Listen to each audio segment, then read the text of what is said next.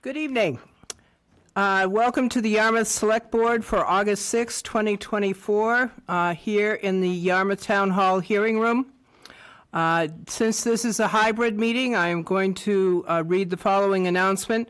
This is to formally advise that, as required by General Laws, Chapter 30A, subsection 18 to 25, and pursuant to Chapter 20 of the Acts of 2021, an act relative to extending certain COVID-19 measures adopted during the state of emergency, signed into law on June 16, 2021, and as extended by Chapter 2 of the Acts of 2023, the Yarmouth Select Board will hold a public meeting on Tuesday, August 6, 2024, at 6 p.m. in the hearing room, Yarmouth Town Hall, 1146 Route 28, South Yarmouth, Mass.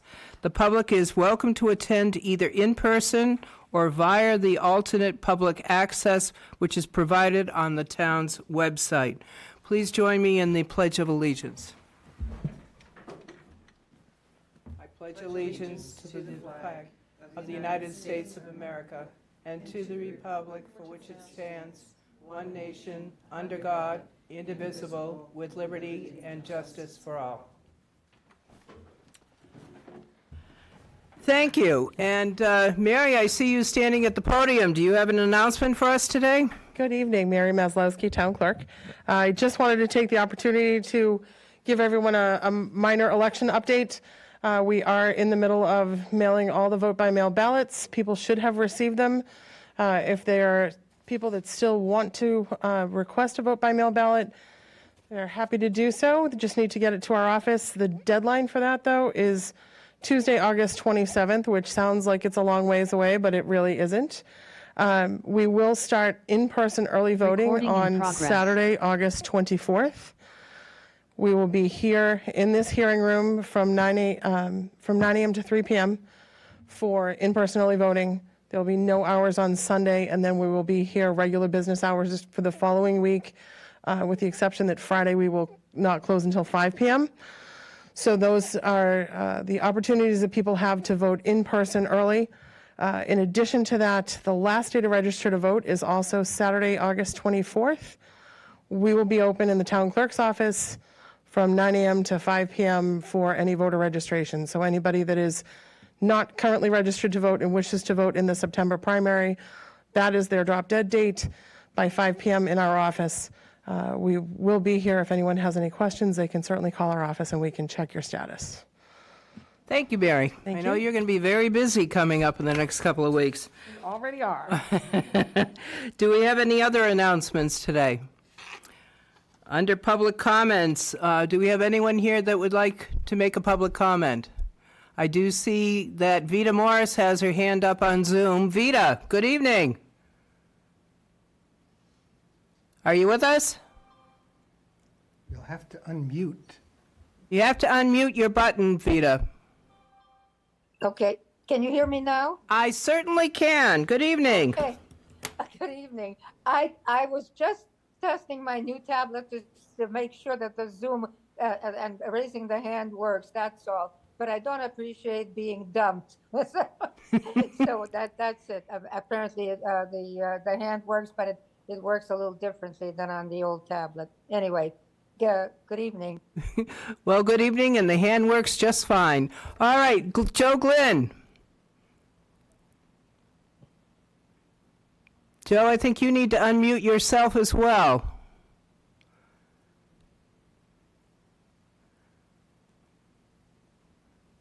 Joe, are you there? Madam Chair, I don't know if you can hear me. I'm not getting any sound at all. I don't know if it's on my end. I actually had to close caption to see the comments of the town clerk and the previous commenter. So I'm not getting anything from you guys, so I won't know if you're hearing me, but I'll continue, and if you're getting me, you can just let me continue, but if not, you can just mute me. I just wanted to give kudos out to a young man who was a lifeguard.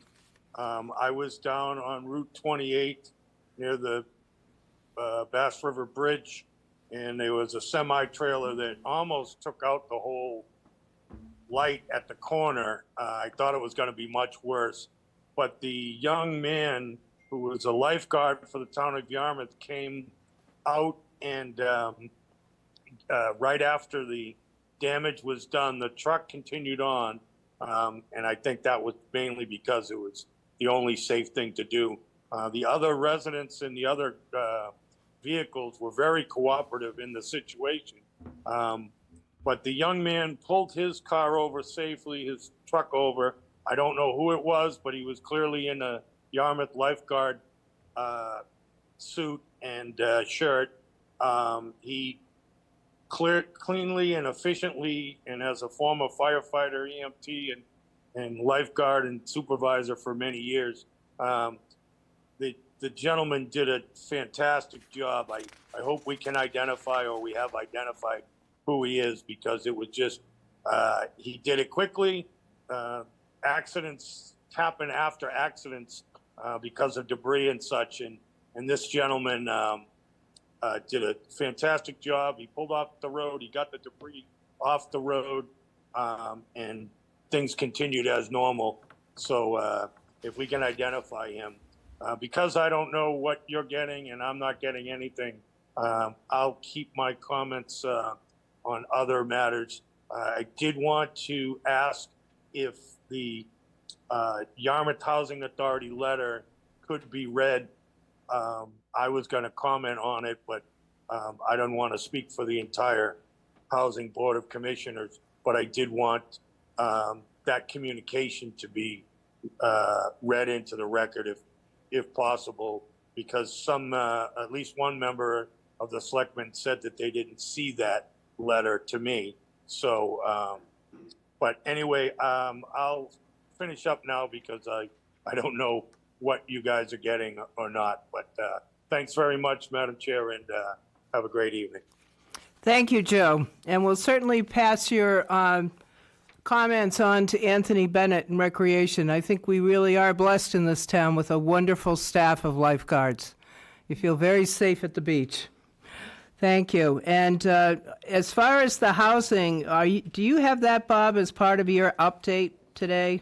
I do not, but the letter has been distributed, and I thought we were still waiting to hear whether they were going to be able to come and meet with the board. That was we had a request to meet, and they sent a letter in lieu of that, and we still don't have them scheduled, but I hope everyone has at least received the letter, and I don't have it with me to read.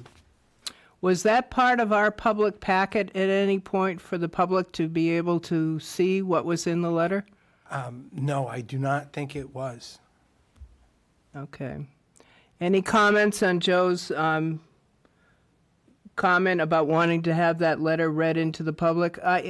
I will say that given that that is such a sensitive matter in town with a lot of concern, there is merit, I think, in getting that response out for people to read. We could post it on the website. That would be great. If we could post that on the website and have it available for folks.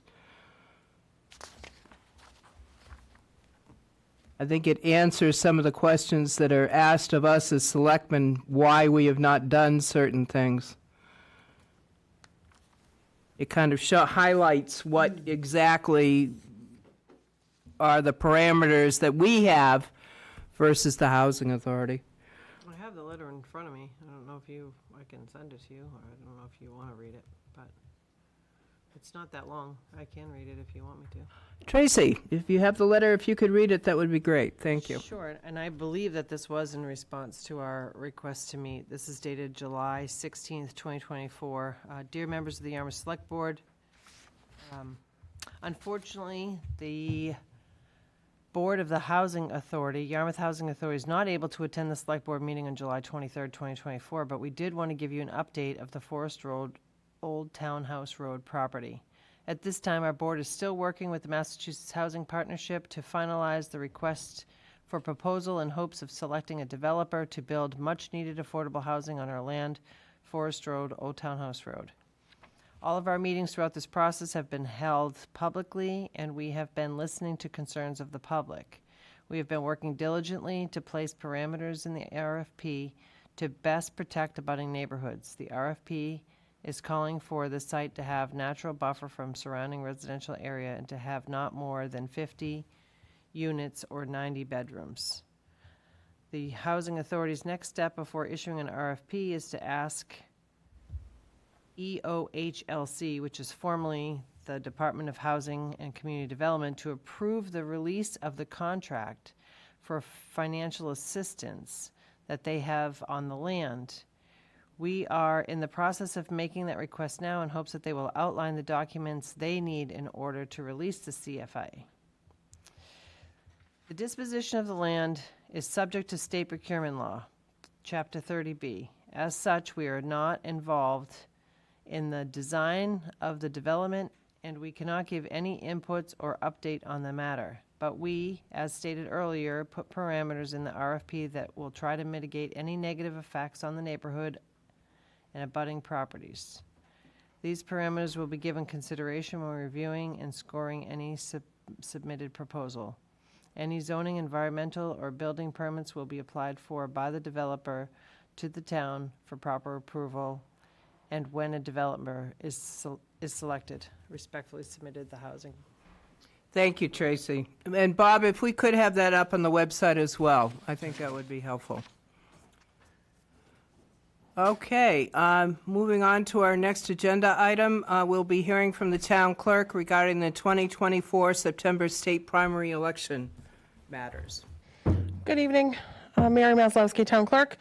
These are our traditional housekeeping items for each election.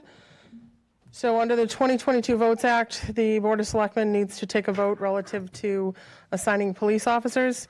What we have traditionally done is kept it the way it was. We have had the Board of Selectmen vote to assign the police officers and the assignment of the police officers to the police chief in consultation with the town clerk's office. It gives the police chief greater flexibility in staffing for election day. So there is a proposed motion on that that is included in the letter. And then the second item is just the ballot warrant that needs to be voted on by your board so that we can get that published in the paper and posted around town. There is also a proposed motion included in the letter for that as well. Ms. Chair, Yes? I make a motion that the Yarmouth Select Board hereby designates its authority given under Chapter 92, Section 72 of the Acts of 2022 to detail a sufficient number of police officers or constable for each building that contains polling places for one or more precincts at every election therein, to preserve the order and to protect the election officers and supervisors from interfering in their duties, and to aid in enforcing the laws relating to elections, to the police chief of police in consultation with the town clerk. Do I have a second? Second. Okay, any discussion? All those in favor? Aye. Aye. Madam Chair, I'd like to make another motion. Yes. I move that the Select Board adopt the warrant for the September 3rd, 2024 Massachusetts State Primary Election as presented by the town clerk, and direct that the warrant be duly advertised and posted in accordance with Mass General Law, the Town of Yarmouth's Charter and bylaws. Do I have a second? Second. Any discussion? All those in favor? Aye. Aye. Thank you, Mary. I think you're set to go. Thank you very much. Okay. Our next agenda item is to review the priorities for coastal resiliency and the vulnerability assessment plan. I think President.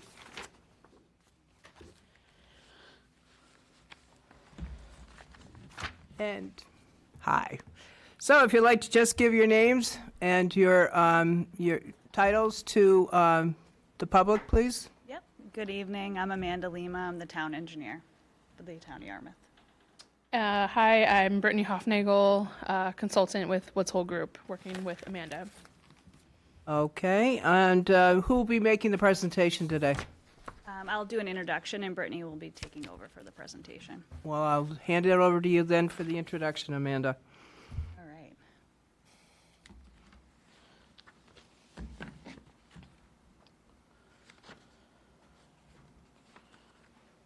right, while we wait for that to warm up, we're here tonight, thank you, to kind of take a pause and kind of see where we have been, where we are, and where we're going.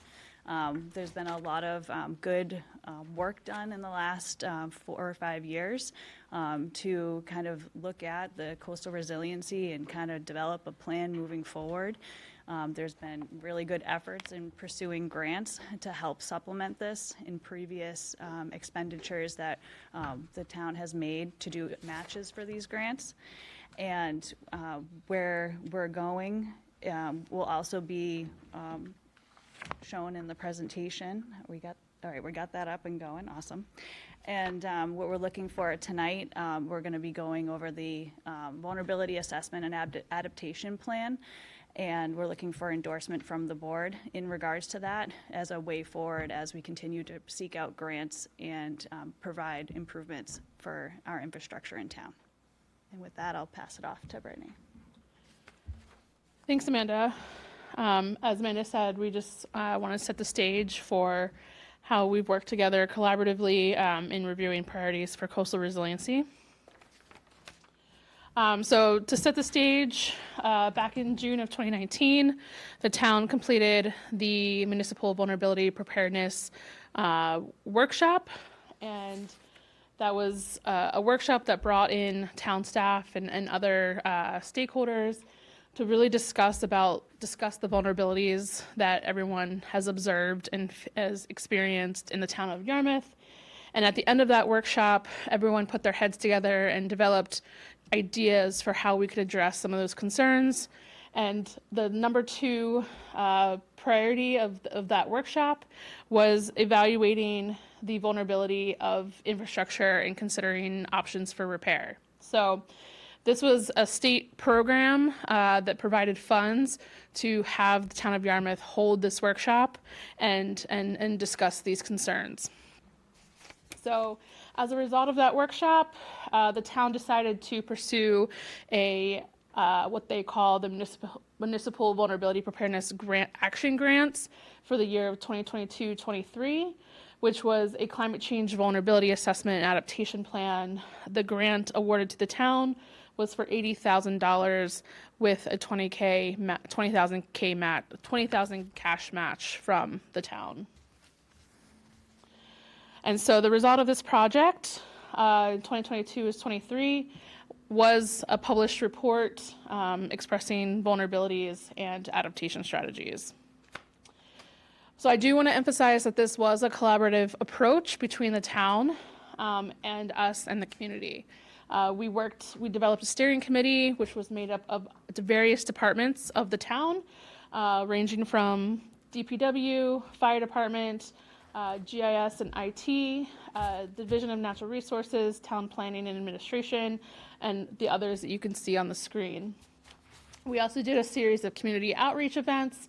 We did engage the Chamber of Commerce to understand some of the important concerns that businesses have experienced here in the past, as well as targeted outreach to the senior center to understand the concerns of some of those more vulnerable populations that might not have access or ability to escape climate change impacts. We did hold 2 community public meetings, May 24th and June 28th of 2023, to get feedback from the vulnerability assessment and adaptation strategies, and we did present the results of the work on July 18th, 2023. So just a quick overview of the project. I'm going to kind of zoom through these, but we completed this project in 3 phases. First, understanding the impacts of climate change and gathering asset information from town-owned and managed infrastructure. So I just want to be clear that the data we used for this assessment was really rooted in sea level rise and coastal storm surge. There's other climate change factors that are of concern for the town of Yarmouth, but this work for these purposes was really rooted in sea level rise and storm surge. We know that temperature and we know that precipitation events are likely to increase in the future as well, but this particular plan targeted sea level rise and coastal storm surge. So this is using the state's planning tool called the Massachusetts Coast Flood Risk Model. We call it MCFRM for short, but it basically describes your annual chance of becoming flooded in present day through 2070 climate conditions. And so we use this as the base data for assessing municipal infrastructure.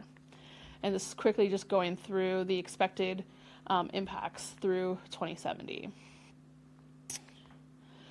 We then worked with Amanda and other town staff to identify the important assets around town. This included buildings, generators, roadways, important storage and outbuildings, bathhouses, pump stations, and really trying to consider those assets that, if they failed during a storm, would cause a disruption to the town. So focusing on vital and crucial infrastructure pieces. This is just a map showing the distribution and the location of all of the assets that we assessed. Phase 2 of this project was then taking those assets, understanding the vulnerability to flooding, and understanding the assets' criticality to town function. And when you consider those two factors, vulnerability to flooding and the critical nature of each of those assets, we can calculate total risk. So then we could identify where priority should be given to the most vulnerable assets. So to walk you through this process, we used the MCFRM results to assign the probability of inundation map, inundation to each of the assets. So this is a graphic showing those assignments to each of the infrastructure in this image. And you can see how the probability of flooding increases through time. So 2030, 2050, and 2070. Then we score each of those assets using a range of criteria. For example, area of service loss, cost of damage, and impacts to public safety and in emergency services, amongst the others that are seen there. And so each asset was given a score of a range of 0 to 4 across each of those criteria.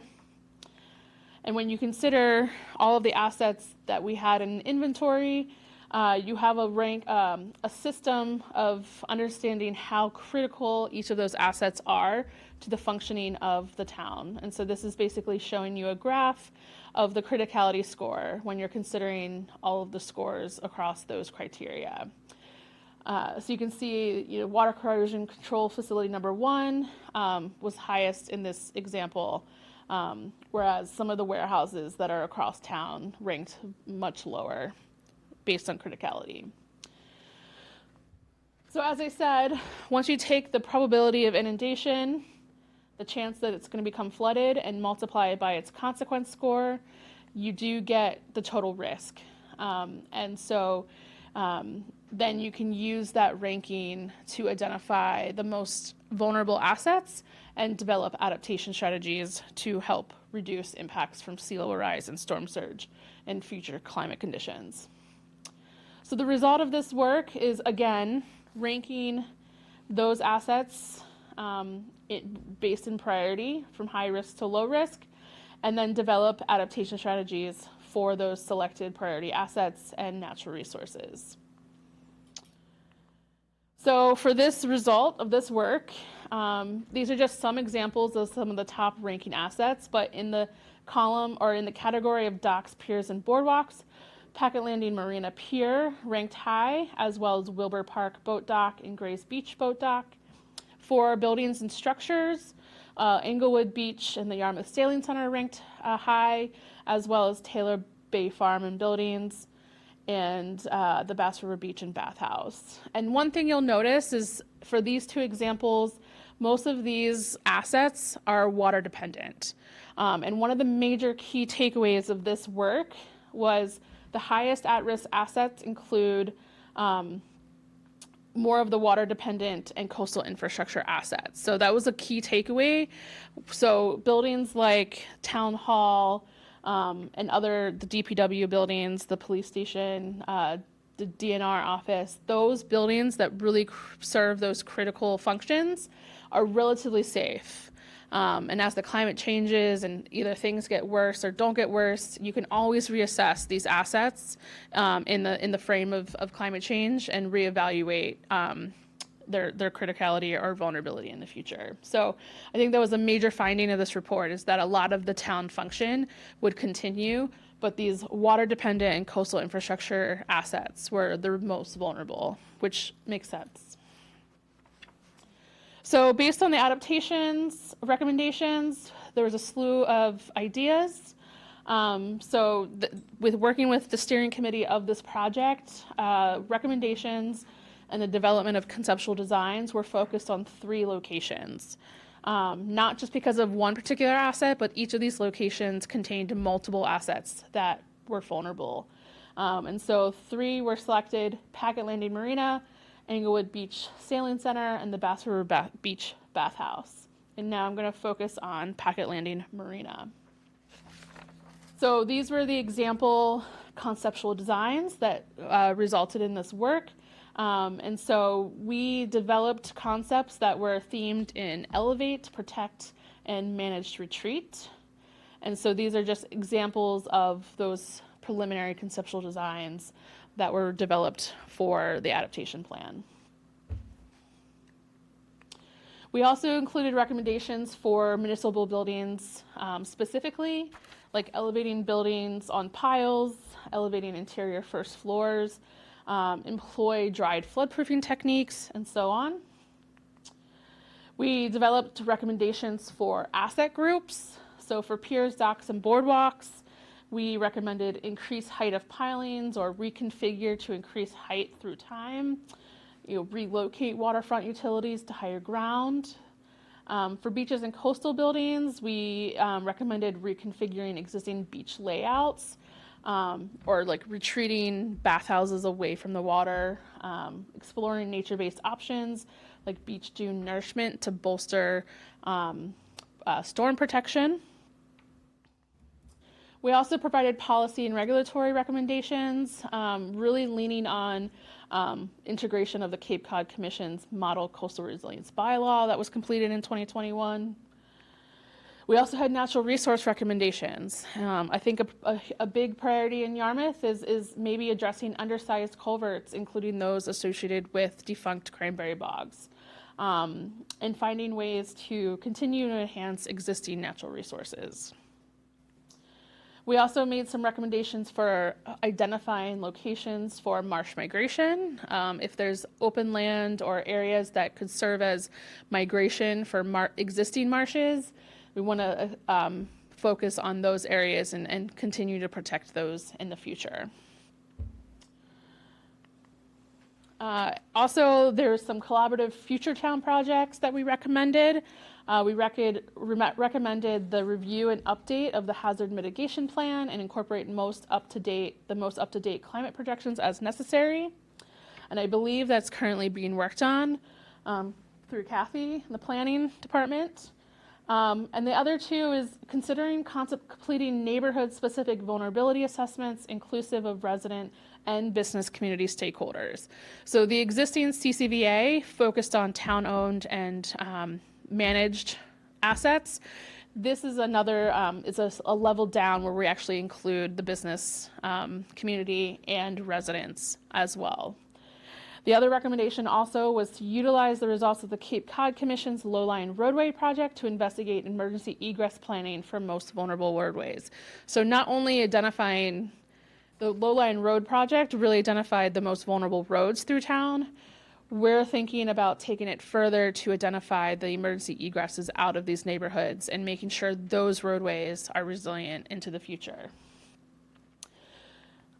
So this brings us to the next phase of this presentation. So those recommendations has spurred into 2, almost 3 now, continued projects. So speaking to those last 2 recommendations for the town was the Route 28 corridor resiliency. From our results of the CCVA and looking at the MCF4M results, this area is extremely vulnerable. It's a low-lying floodplain, very densely populated, and emergency egress and transportation through this corridor is really important. So as I said, it's densely populated, includes EJ communities, and it's really high concentration of businesses and residents that spur the economy here in town. The road network is also vulnerable. Again, low-lying roads, and it's important to understand the emergency response routes and egresses throughout these neighborhoods. And Amanda could speak to, the repeated community concerns that this area is facing by some of the emails that she has gotten, bringing attention to, the severe and now dangerous flooding conditions, experiencing flash flooding that has inundated the road and immobilized cars. And so there is feedback from the community that they're concerned about climate change. They're concerned about, whether the town is pursuing solutions. And so those concerns, as well as the town's vulnerability, spurred the submission of a 2-year municipal vulnerability preparedness action grant for the years 2024 through 2026. Year 1 would focus on that emergency routing and egress analysis. Community engagement would include planned tabling events, virtual community info sessions, and personal interviews with fire, police, and neighborhood associations. This also includes a presentation to the board to provide an update on this project. Year 2 of this grant request is really focusing on those neighborhood vulnerability assessments and public engagement. So this year 2 will be focused on community engagement planned with tabling events, engagement with the Chamber of Commerce, membership meeting, and virtual community info sessions. We're also hoping to plan a public community resiliency event, which hopefully will align with the Cape Cod-wide resiliency efforts that usually have been taking place in June. And we're including a second presentation to the board to receive feedback on the final project. The grant request was for $178,787. And to share the good news, this grant was awarded and announced on Thursday, August 1st in Leominster, Massachusetts. Amanda attended. Awards were given to 50 Massachusetts communities.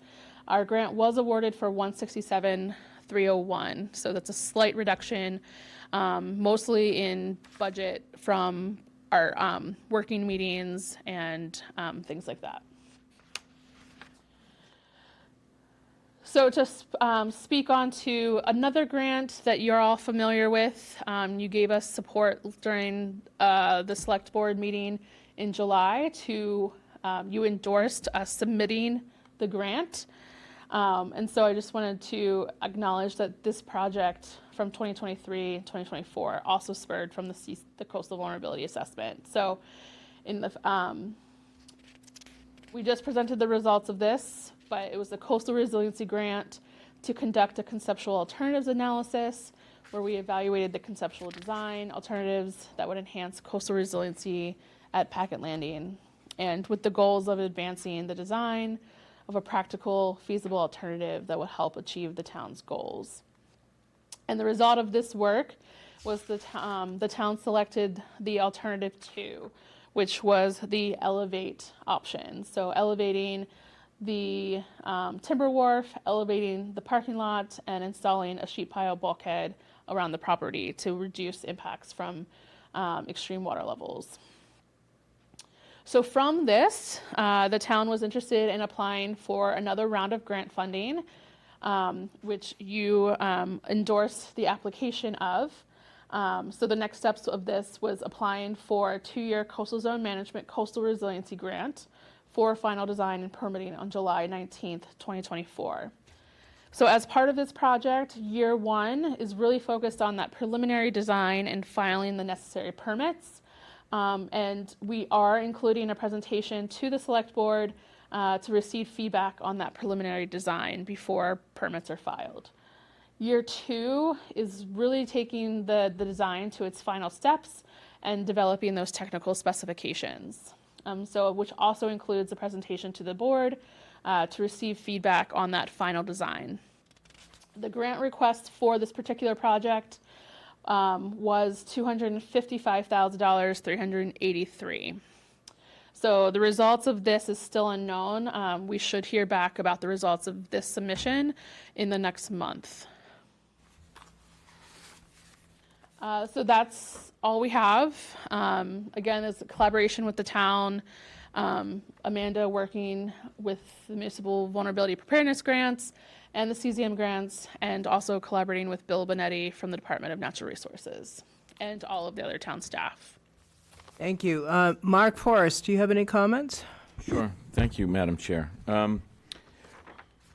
Just a quick question regarding the accessibility of this report. Did we get this up on our website yet?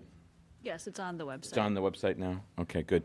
No, one of my challenges was having difficulty finding this document on our website. A prior document was the one that was generally accessible for the public, so I'm glad to see this here. I think it's a well-done report, and let me just make that very, very clear. I think you've done some great work. I'm curious, during the public discussion of this and the community meetings, how many people actually showed up? For the CCFA, for the climate change vulnerability assessment, were attended by a few. We had them available both virtually and in person. So I remember both events. We had 5 or 6 attendees in person. The senior center was very well attended. Yeah. We had a lot of concerns in regards to being able to obtain resources when they were in trouble. That one was very well attended. Yeah. I think the struggle and why the grant that we just were awarded was kind of morphed into is because we got a lot of feedback from the Chamber of Commerce and from the residents saying, yes, it's great that we have the town infrastructure be in place, but I care more about my house and my business. And that's why the grant moving forward kind of has evolved over time. We've gotten many emails in regards to, roads flooding during a high tide, never mind during a surge event. So that's why those 2 task items have moved forward in that. And I think we'll get more output. The one thing that Brittany had touched upon for that year 2 is having, and hopefully we'll be able to host it at the Riverwalk, or pending name in a little bit, project would be at that site that is built for coastal resiliency, to have a workshop with FEMA and all the other entities for people to come in. Even while we were writing and drafting up the grant, we found out that the county has a whole handbook on coastal hazards. So we now, as DPW and DNR, have copies in we have one left at this point. So it's a really good resource for the residents, and I think it really helps, because even though I'm sure they appreciate the town departments, they really were focused on their roadways, their houses, and their businesses.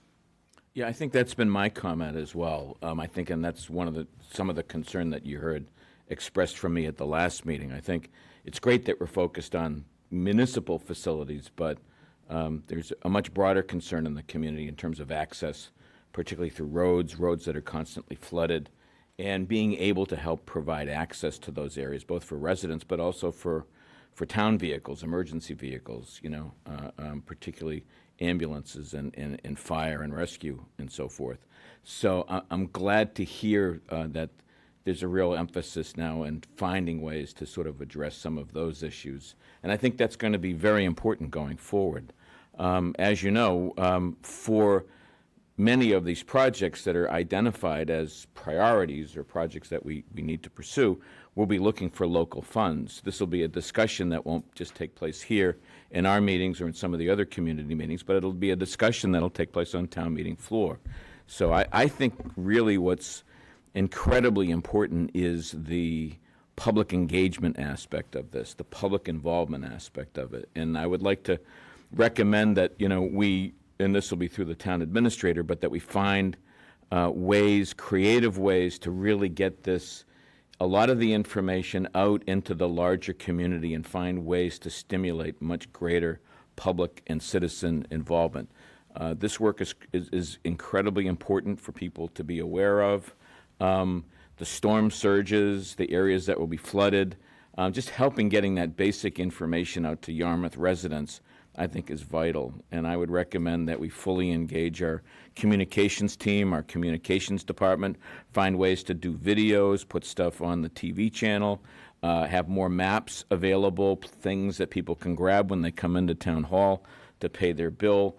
Just the awareness of how vulnerable this community is for coastal flooding is important. And I think as part of the education campaign, one of the things that we got to explain is, what does resiliency mean? This term gets thrown around a lot.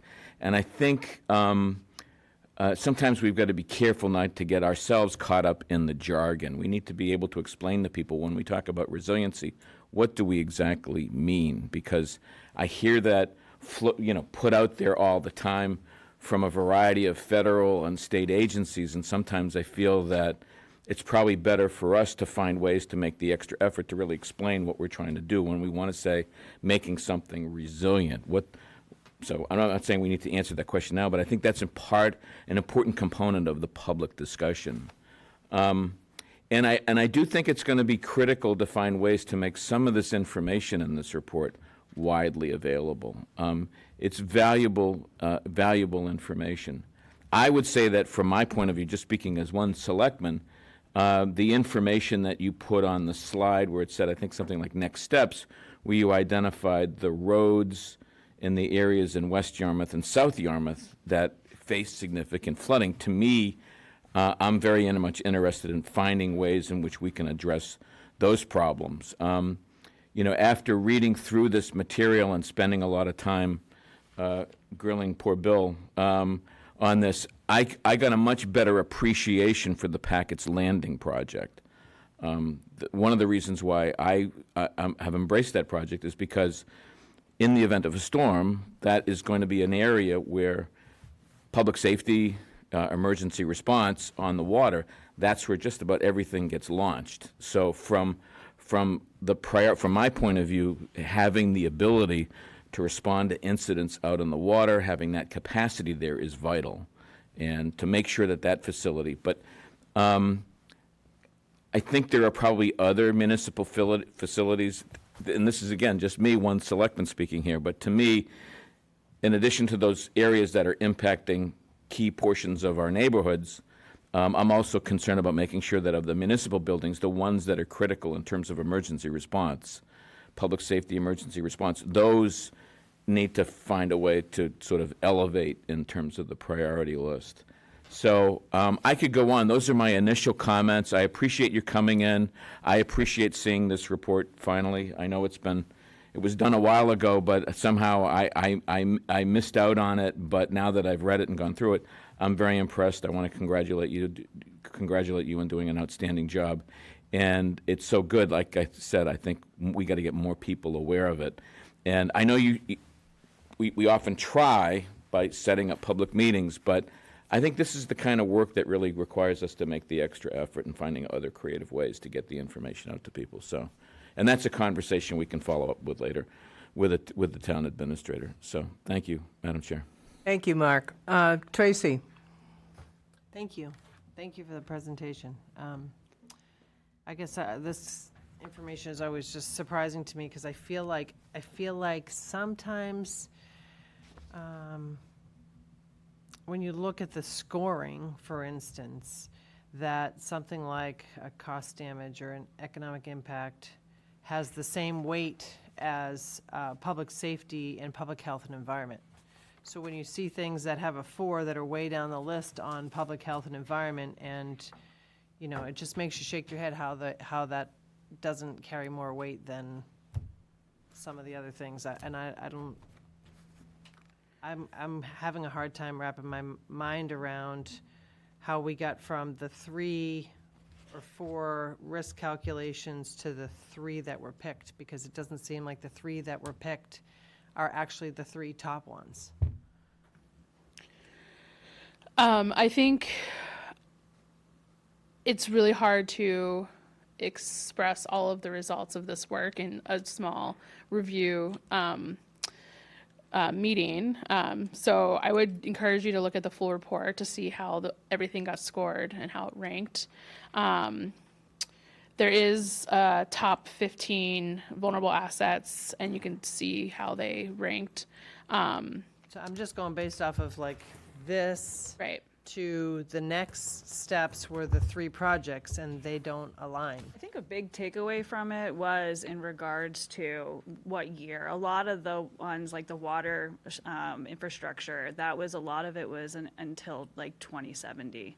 And I think that's where it came down in regards to ranking, whether it was something that would be closer, that would be inundated sooner than, God, I don't know, you can correct me if I'm wrong, but I feel like that was like a big factor when we were looking into it. We had more time to deal with the issue. That was a part of the overall conversation that we don't see.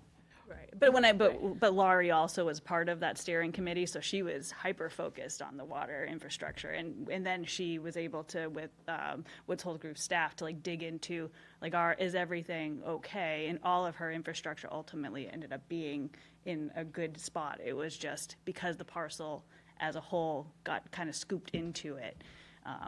Because it doesn't necessarily mean that what she has and what she's implemented as part of her improvements hasn't been, accounted for coastal resiliency. It was just kind of triggered based on just the GIS layer and it scooping it in as a parcel. I guess also, and this is probably not related, that you identified our community as an environmental injustice, EJ. I had to Google it to see what that was. Environmental justice community. How is that something we've been designated as? By the Right. state. Yeah. By the state. There are Based on- designated areas in almost every community. Based on wage population? So it's different factors. It could be income based, it could be more minority based or language based. And then there's a couple other factors that we don't have in the Cape Cod area that maybe the city of Boston might have. But mostly for Cape Cod, it's minority, whether it's language and income. So those are a state regulated data layer that helps. They're starting to incorporate the presence of EJ communities in the grants so that we can make sure that the grant funds are being shared equitably across the state and within communities that have EJs. And or they environmental also, justice. and usually it just means like a different type of outreach, whether it's having an interpreter or just targeting certain areas that you're making sure, kind of what Mark had said, that you're getting the larger audience, whether we go to the bus stops and are putting our flyers there, making sure that the location is accessible. Those are kind of some of the means. It usually is an additional outreach portion of it. And of the Route 28 corridor, because that was one of the feedback that we had gotten from the MVP program was to include more of the environmental justice communities. And it's almost, I would say, like about half of that corridor south of 28 that also, contributes to that part of the study. Okay. So it seems like we're going in 2 different directions, and what I'm trying to also wrap my head around is, so we've identified and we've gotten basically a grant we've written for the top priority in this, but now we're going to go and do an analysis of other properties. How do we move forward on these items simultaneously while we're looking at business and residential? I'm curious how other communities, when they come up with those items, are they then, I guess financially, we're doing the analysis for private, which does impact the public in terms of emergency vehicles and things like that, but how do you draw the line as to what our responsibility would be? Well, I would say from the top 3 that were shown tonight, and you're looking at those were, targeted based on the findings from the vulnerability assessment, but there have been other priorities in town that kind of overlap. So the Packet Landing one was a high priority for DNR and for the fire department in regards to that. Yeah, I understand the town property ones. Right. I'm talking about when we do the analysis for the private. Yeah, so then the other ones, you'll see it says Englewood Beach in the Yarmouth Sailing Center. While the sailing center itself may not be a huge interest for others, that is also the same area of New Hampshire and Shore Road, which is part of the low-lying road. So there's a lot of overlap between the different projects, and in regards to then understanding the neighborhoods, because if the neighborhood itself, some houses have, built up and built higher, but some haven't. So this kind of identifies where the risks are within the homeowners to, because once, say if there's 4 houses on a road and only 2 have lifted their house and the other 2 haven't, the town can't go and say, raise the road as an example to kind of keep those projects, moving forward. And how does that impact them with their insurance once that kind of information's been identified? Is there any negative impact in doing that analysis for them? This analysis is not going to inform whether homes need or can get away from paying insurance premiums. We are focusing this project on these neighborhoods, but also trying to elevate the engagement and outreach by doing the Coastal Resiliency Fair, I think what we're preliminary calling it, where we are going to bring in Shannon Holst or part of her staff to come in and represent what personal homeowners could do based on this data. So residents could ask her questions about what they could do related to FEMA designations or insurance. But I don't think that we're going to come at this project informing residents whether or not they have to get flood insurance. It's just more of information building and community engagement from my perspective. Okay. I just hope we continue on both paths so that we don't, this information's already getting dated, right? We're how many years into this? Now we're going to go to the next step, but we don't address these issues. So we need to continue to focus on finding grant money to address these high priority issues and, move forward on the other ones. I just feel like sometimes we get ourselves way involved in a lot of things and we don't finish. So that's my concern here, but I really appreciate all the work and the information. Thank you.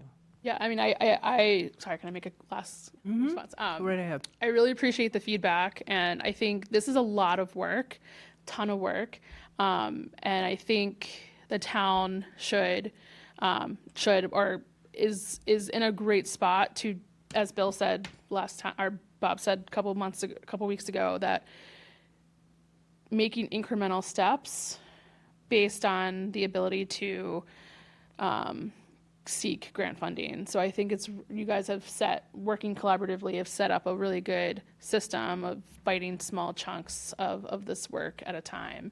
But that's because we have results on one. We're doing other studies now and all that's gonna come, right? Yeah. Especially when it comes to private and businesses, and then what's our responsibility in that? That's what my concern is. That's all. That's just how I'm thinking. I don't need an answer. I'm just thinking Yeah. forward. Okay. Thank you. Thank you, Tracy. Joyce Flynn. Oh, thanks. I had a question that I think is both for Amanda and Brittany. I understand that the Coastal Resilience program, as it's set up, protects municipal property, right? Is that preferably structures rather than roads?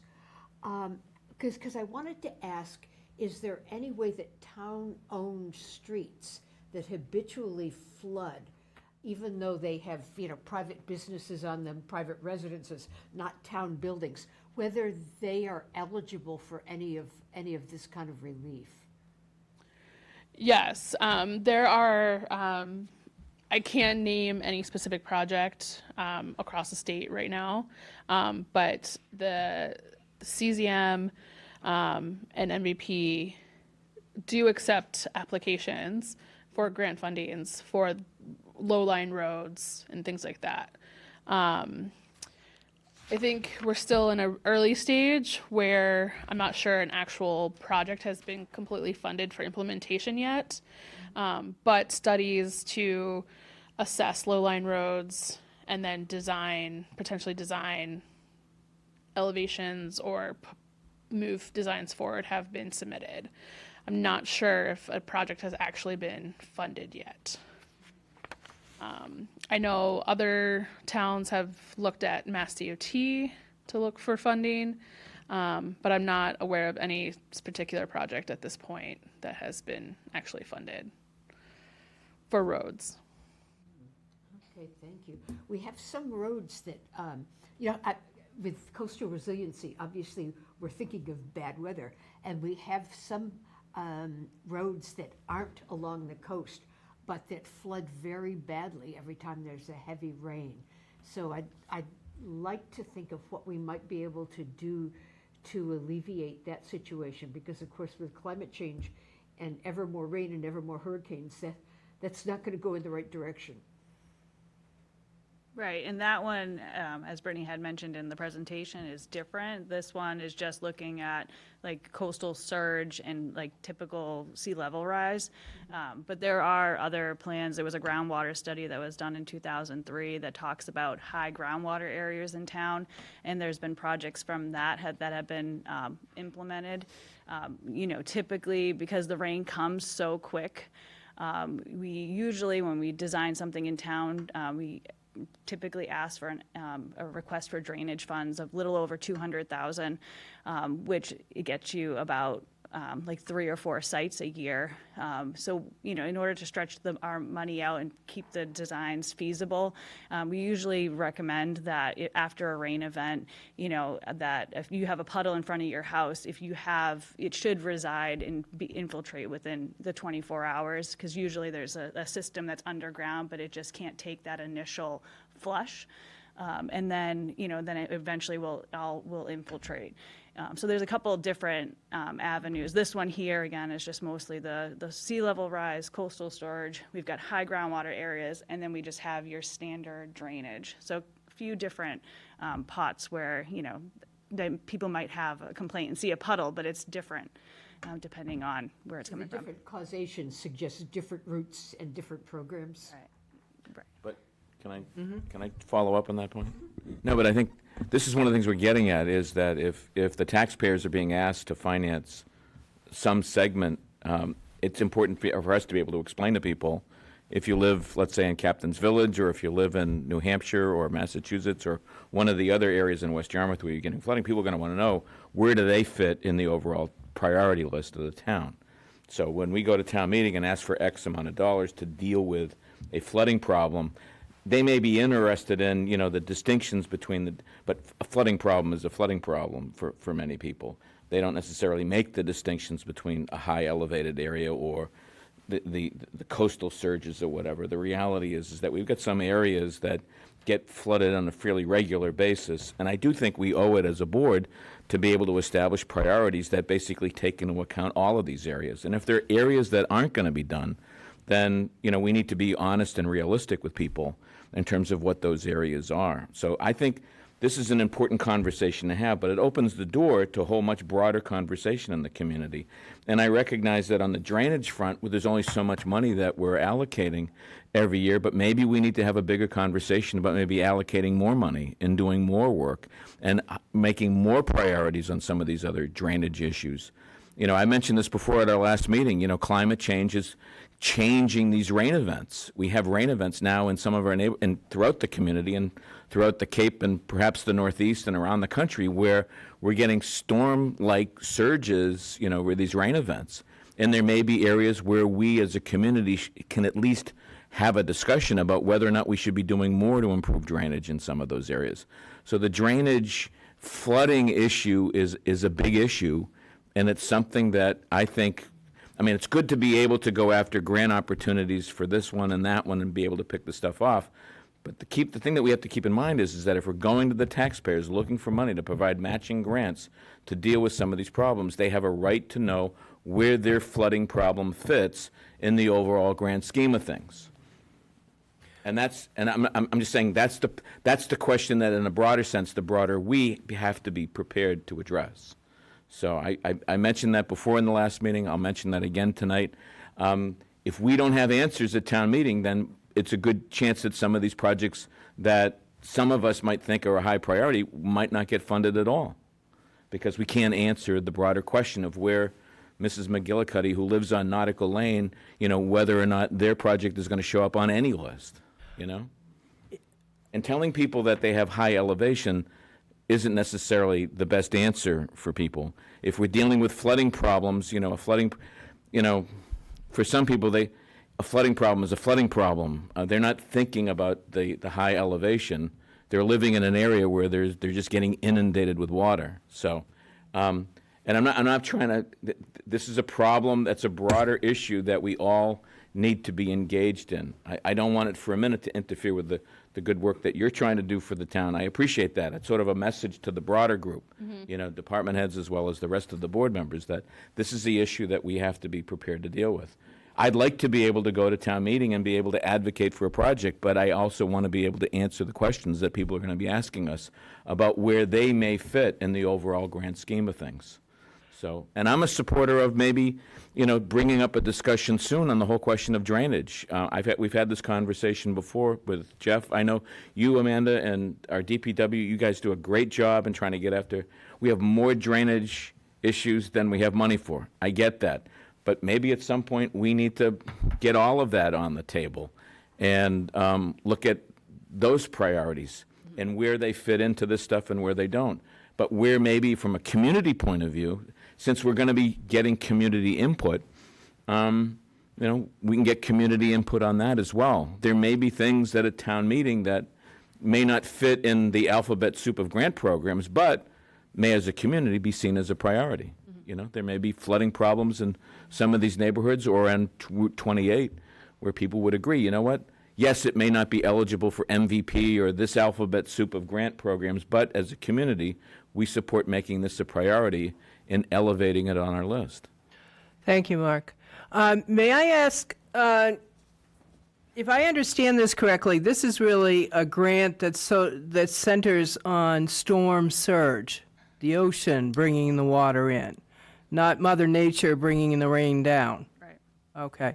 And are we aware of any grants, or are we looking for any grants that would help us with looking at that climate change and precipitation? Right. So when I attended the award ceremony for the MVP grant, it was in the city of Leominster, and that was because of their storm events that was rainfall that washed out 2 bridges.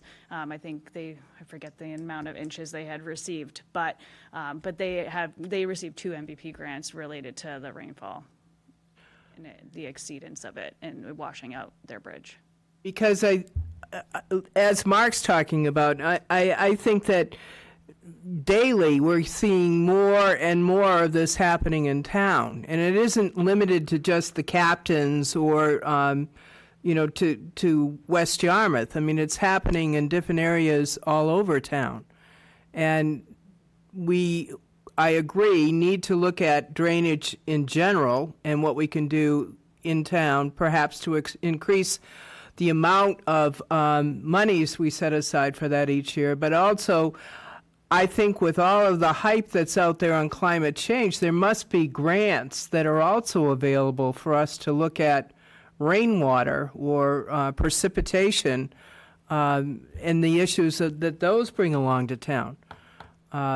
Because, yes, people hear flooding and they're looking at just what the flooding problem is in their house. And they're not all being flooded because of the ocean. Right, and I think I'll echo what Amanda said, is that MVP is Municipal Vulnerability Preparedness Program that does cover projects that are temperature related, precipitation related, and coastal storm surge related. So we have had Woods Hole Group has had a working relationship with the town of Yarmouth for a couple years now. It's just that our expertise is in sea level rise and coastal storm surge. There's nothing stopping the town from pursuing other MVP grants that are focused on stormwater or drainage infrastructure. That's just not our expertise. So whether it's through the summary of findings report from the MVP workshop or other recommendations from our report, I think there's other consultants in the area that would also be willing to collaborate to focus on that issue and would be supported by MVP. So I think that's the good news is that, Information, yeah, I think that's the good news is that because the town of Yarmouth is a certified MVP community, you have access to funds to focus on anything climate change related. It's just my perspective, Woods Hole Group is not an expert in stormwater or drainage infrastructure. So we do the best we can to address a lot of the coastal areas, but there's definitely other qualified work groups that we've partnered with and the town has partnered with that can address those other climate factors. And I would say it's safe to say, Jeff, that you're looking into those other grant possibilities with Amanda? Yes. Okay. I'm glad to hear it. You mentioned about a booklet and that you only had one copy of the booklet left and that it was a valuable tool. Is there a way to put that on a PDF online so that people could have access to Through it? the county, and we can request for more hard copies. I just happened to notice we had one left in our vestibule, so. Well, also, just And there's in more in Town general, Hall, too. it might be wise to also have an option with a link to the PDF so that people could do it and just read it at home if they would prefer. Or from a houseboat if they live in certain neighborhoods. I want to thank you for your presentation. I found it very informative. I have to say, on a personal level, I'm rather shocked when you look at that map and you see how much is on the south and the west side of town, what our vulnerability is there versus where none of those buildings seem to be located in the northern part of town. And that's something overall I think we're going to have to look at, is to start prioritizing where we put any future buildings, for instance. But I really appreciate it. Does any of the members of the board have any other questions that they would like to have answered at this point? This was very helpful, thank you. Would it be possible to endorse where we're at with the plan and moving forward by the board? I would entertain a motion to endorse the plan. I make a motion to endorse the MVP plan, specifically the part about coastal resiliency for the 3 sites mentioned tonight. Do I have a second on that? Can I Sure. make a recommendation to the proponent of the motion? I think what's necessary for us to sustain a very competitive position in terms of funding is just to endorse the overall MVP plan as presented.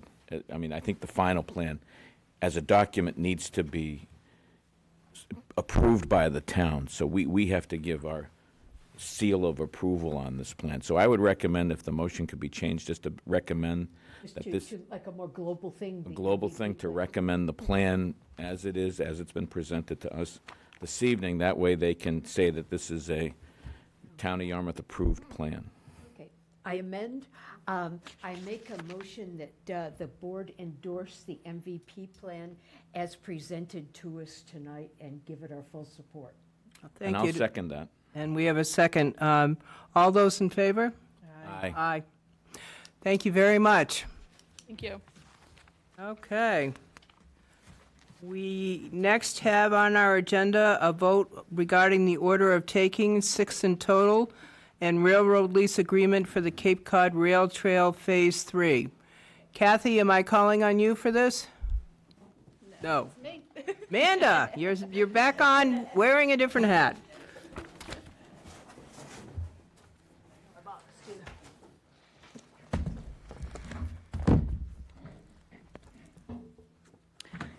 Craig, you can sit next to me.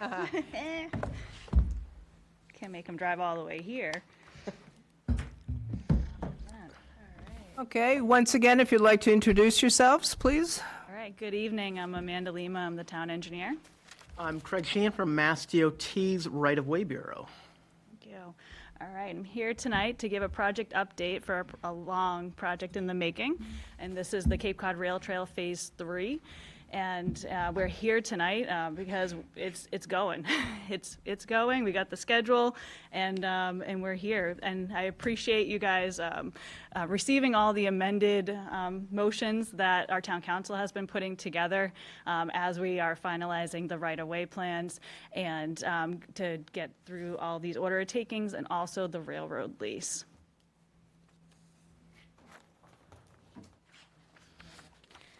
So just as a kind of big picture, this project, the Cape Cod Rail Trail Phase 3, is part of the larger Vision 88 in regards to connecting Cape Cod via a off-the-road path all the way from Sandwich up north.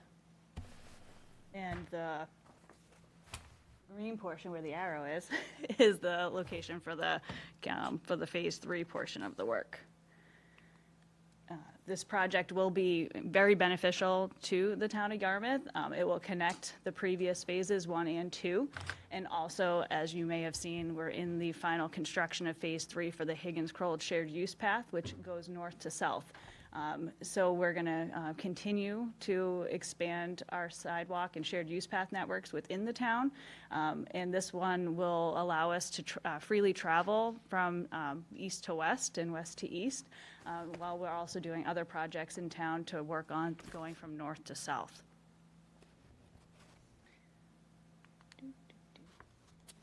Here is just kind of overall locus map. I have the full drawings in my box here.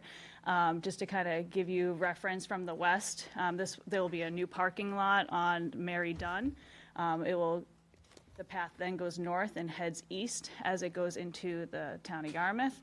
There will be a pedestrian bridge over Yarmouth Road and Willow Street, and then it will follow the path of the old Higgins-Kroll, and then retain and continue east.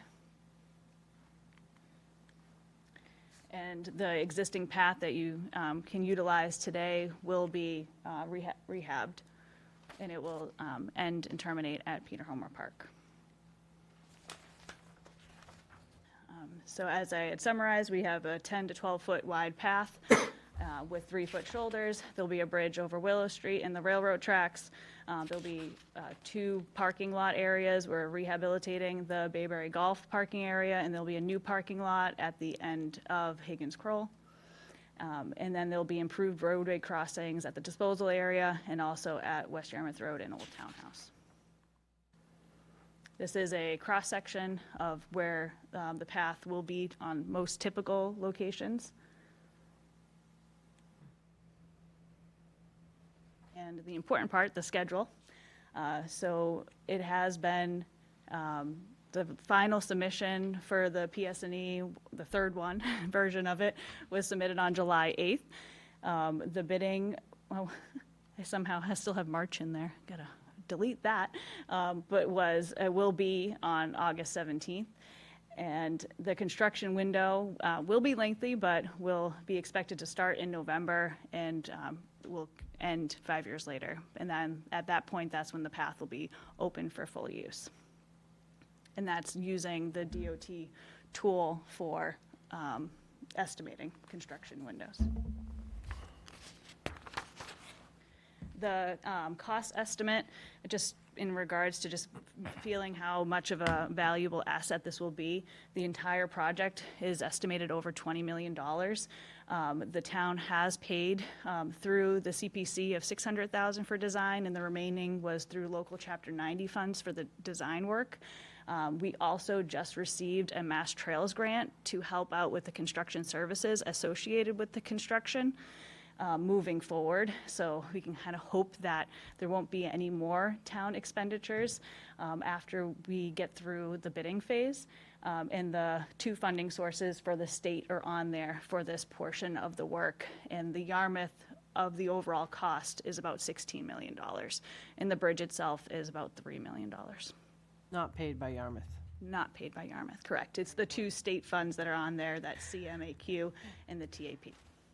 Well, if I can add a footnote to this, this project has been a priority project for the MPO, and we as a board have designated Peter Smith to represent us on the MPO.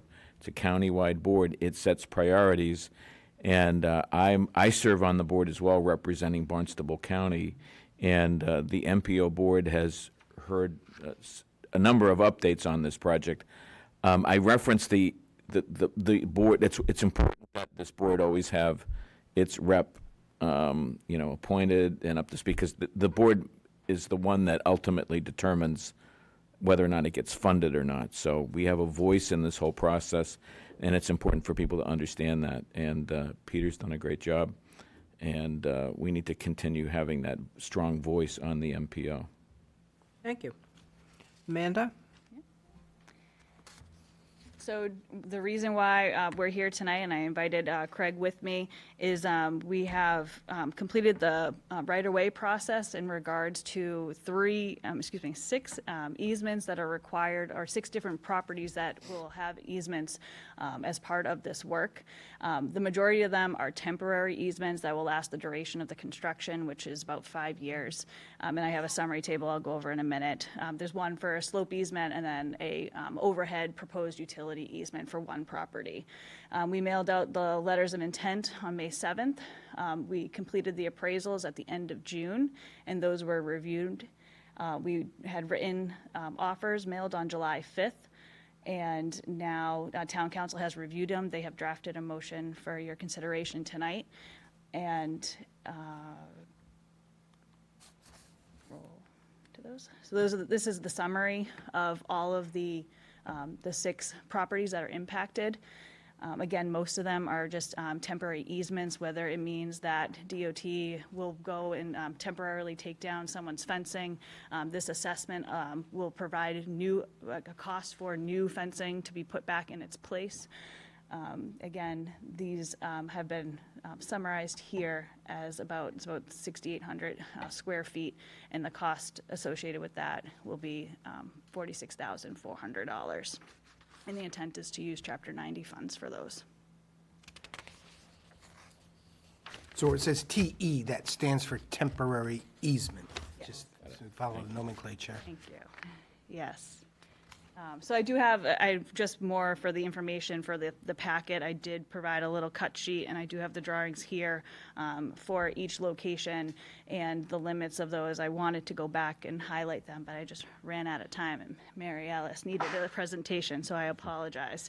And I've in most cases, just because of the way the DOT process is, it's been very quick. Some have reached out. We do send out the certified mailer, so we have gotten signatures for them that they have acknowledged and received our documents. And we'll continue to work with all of these abutters as we get through construction. A lot of the temporary easements are required for the properties that are near the disposal area, right in that little corner between Forest and Old Townhouse. And that this is one of them. This one here is because the state will be rehabbing that little spur that comes off from Bayberry that goes to Higgins Kroll. And that one is just about 1,200 square feet of a temporary easement that is on the realtor's property. Again, this is another one that's near the disposal area at 182 Forest Road, LLC. And again, same area. And then lastly, this is the one that's the most northern commercial property on Higgins Kroll by the roundabout. And that one is a temporary easement, and the second one is they're putting in a new utility pole. And when they do that, they kick out the overhead utilities, so then it goes over the private property. And that reserves that space for the overhead wires that come down south on Higgins Kroll. And the last other location is the Yarmouth Campgrounds. They have about 860 square feet of a temporary easement. And then transitioning to the lease that the town is required by the state to sign for the railroad, because we will be going over the railroad tracks. They do require a lease to be signed and insurance to be procured for that duration. I know that in the other phases, there's been a later date for a maintenance agreement with DCR, but there still will be a requirement for the town to have the lease with the railroad related to that work, and that's been provided and reviewed by Town Council. I have a question. We had updated orders of taking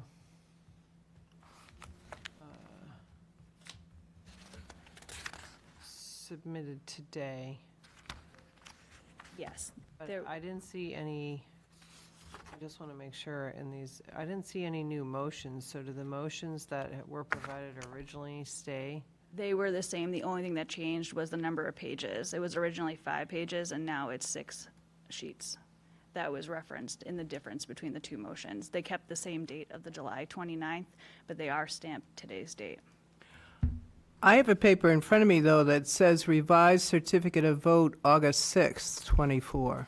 Right. Right, and on, That's for us, because we're going to vote it tonight. Right, so I mean, that I think, but in answer to what Tracy's Oh, but talking it's about not- We emotions. don't have that anywhere else other Right. than in your, at your place. Okay.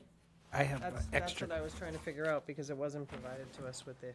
sorry, But just so yeah. that I understand, we have two votes to make tonight, Correct, right? One yes. is on the lease and the other is on the certificate of the vote on the No, there's- takings. There's 2 motions. There should be 2 motions. I just want to make sure. That's what I just said. No, I'm talking to Bob. He gave me Oh. one. That's the revised one. The other, The other one stands? yeah. Yeah. Does anyone have any questions for Amanda? I think I'm good. It sounds like a great plan, even if we have to wait for a few years to ride bikes on it.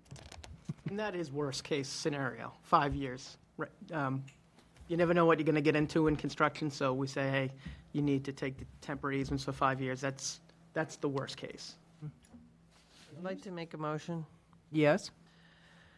I hereby move that the Yarmouth Select Board acquire by eminent domain for the necessary, health and welfare of the inhabitants of the town of Yarmouth for municipal purposes, more specifically for establishing, constructing, operating, and maintaining a share-use pathway constituting a portion of the Cape Cod Rail Trail as authorized by Article 33 of the Town of Yarmouth Annual Town Meeting, May 6, 2017, that it further authorizes the board's chair, Michael Stone, to execute and enter into any and all documents necessary to effectuate and the acquisition of the following property: easements in the parcels identified as TE-23, TE-62, SL-4, TE-41, TE-42, TE-49,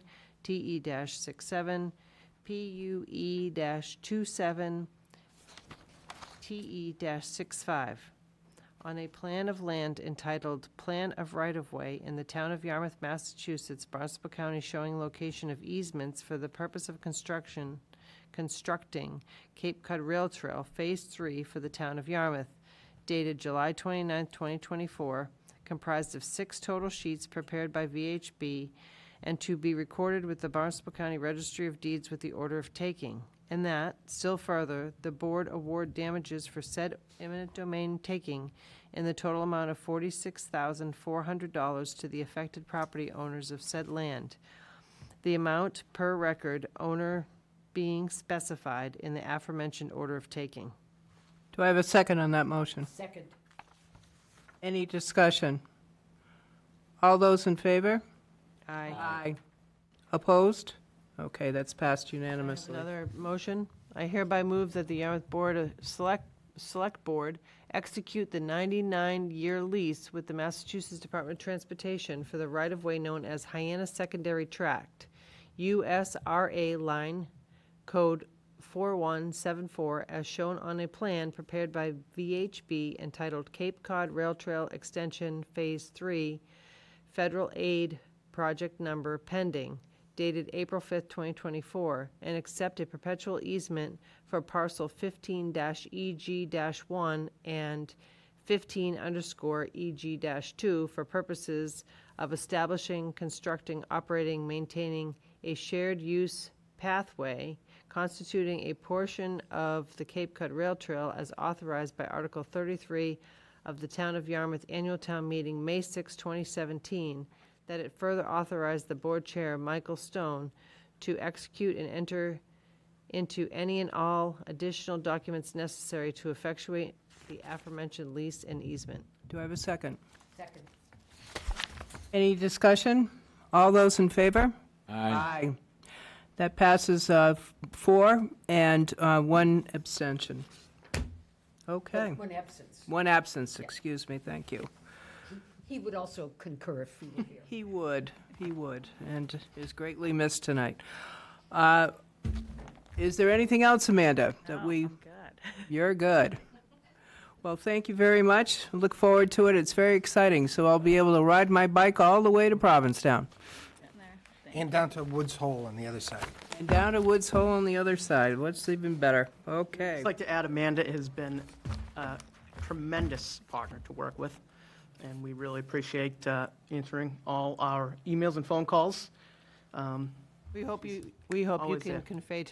convey to your entire Mass DOT that we would like the same. Thank you. Good night. Thank you very much. We're lucky to have her. We are indeed. Yes. Thank you. Okay.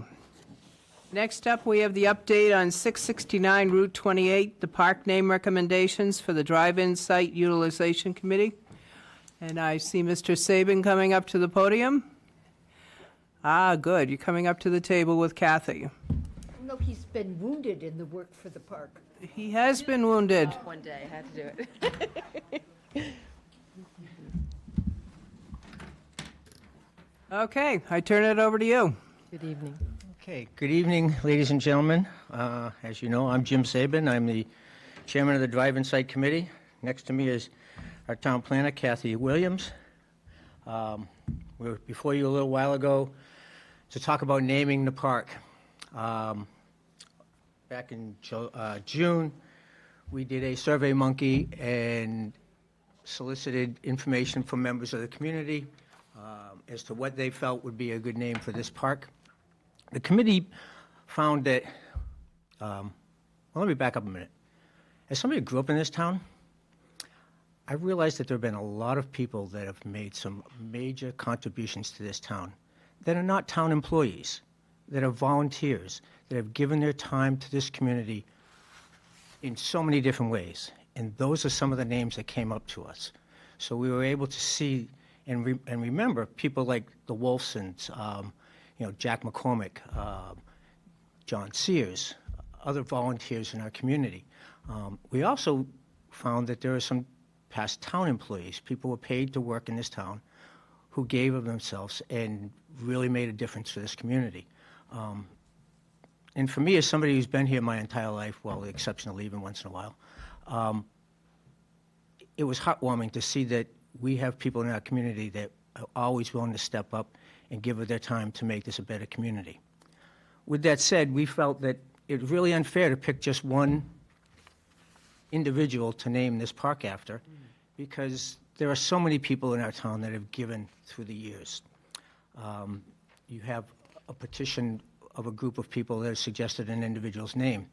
I'll point out there is already a plaque in this town honoring that individual. And the reason I say that is because there are so many other ways we can honor citizens who have volunteered in this community, past town employees. I think of one individual who I won't name because I wouldn't want to embarrass her, who's given huge amounts to this town and to this park. I don't think she wants me to name it the Kathy Williams Park. Oh, I wasn't going to say that. But as an example of somebody who's given a lot to get this done.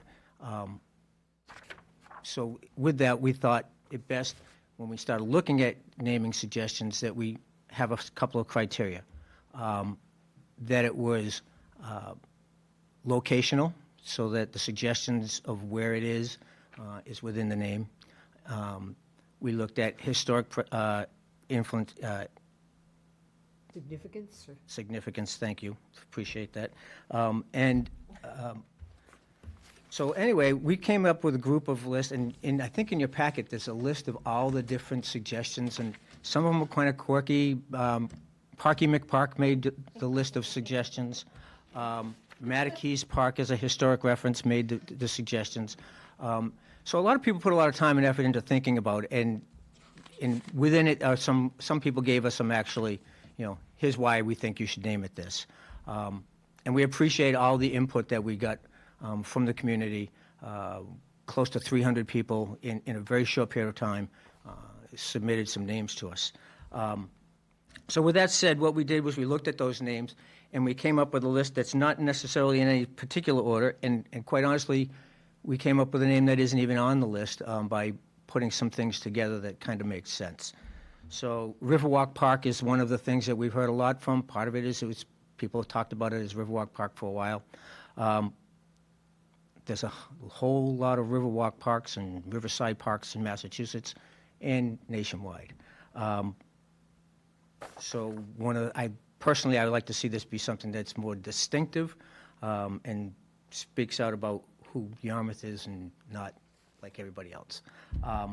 But that being said, looking at all the numbers, Riverwalk Park was one of the ones that came up. Parker's River Landing, again, looking at trying to tell the location of the property is using the words Parker's River. Riverside Park obviously explains it's a riverside park. And then the last thing we did was we put a few things together and we came up with Parker's River Esplanade, an esplanade being a long, flat piece of land to walk and et cetera. So we took a couple of different names and put that together and added that as a last, not as a last suggestion, but as another suggestion. So those are the suggestions that we've come up with. We deeply appreciate the input from the community. The most important thing is we need an answer from this board in a timely fashion. We have to make the signboards and start working towards completing the project. And oh, by the way, if you haven't been down Route 28 and glanced over to your right or left, depending on which way you're going, you'll notice there's a lot of work going on over there. It turned out to be quite beneficial. The contractors that are doing the sewering are also the ones that we were successful in getting the permit to do the drive-in site. So they were able to, rather than pack up all their gear and go home for the summer, move some of their gear over there and get started on the park. So they're making great progress over there, and I would encourage you all to try to take a peek. And I don't know if the town's PR people have the ability to fly a drone over it, but maybe something that they ought to do and put it in the, people are asking us, hey, what's going on? And it's, well, we're finally getting to building it. So I'd suggest you go take a peek at it. But the most important thing I want to suggest is that you please come up with a name real quick. When you say real quick and timely, what are you really looking at for a time for us to do that? Our personal preference is to have you take a vote right this second, but we understand that some people are not comfortable doing that for whatever reason. So at your next meeting, time is of the essence. So I really would like to personally have you make that vote tonight, but I understand some of you are not comfortable doing that, so the sooner the better.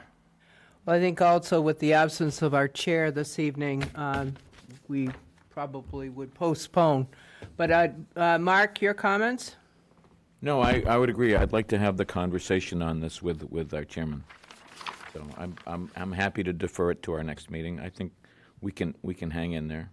I also agree with Jim about finding a way to get a drone and find some other way to draw our attention to some of the great work that's going on over there. So. Tracy, any comments? No, I read the list. I think there's a lot of commonalities there. I think, I appreciate your comments, and I think it's important that the public get a chance to look at these finalists' names, and if they have anything to say, and if they don't, that's fine. But if they do, I think, I'd like to hear and give them that opportunity, and I think we should vote at our next meeting. They're all pretty similar. I guess Riverwalk Park is what's already stuck in our head, so I think that it's already kind of been around for a few years and familiar to people, and but none of these options are bad. It's just it's personal preference. I don't think that there's anything, to your point about the amazing people in this town, it would really be hard to choose either volunteer or staff. There's a lot of recommendations there that are amazing recommendations, and all probably more than duly deserving. So how do you do that? That's really, really tough. But I appreciate the work that you did, and hopefully we'll hear in the next week or so, and Mike will get a chance to review it as well. So, thank you, Tracy. Joyce? question, and this is thinking toward the future with the park open.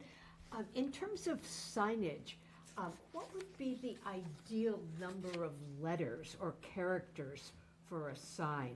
I was just wondering if any of these were maybe too long or too short. Well, the sign's pretty big, it's 24 square feet. I think you'd want to. pretty big. Yeah, I think you'd want to be able to say Town of Yarmouth and then whatever name. I think we would have the ability to do, like if it's Parker's River Esplanade, I think we could fit that on. It just wouldn't be one long line. It would have to, probably the Esplanade part would probably have to go down to the next line. But I think we have like 3 rows we could have.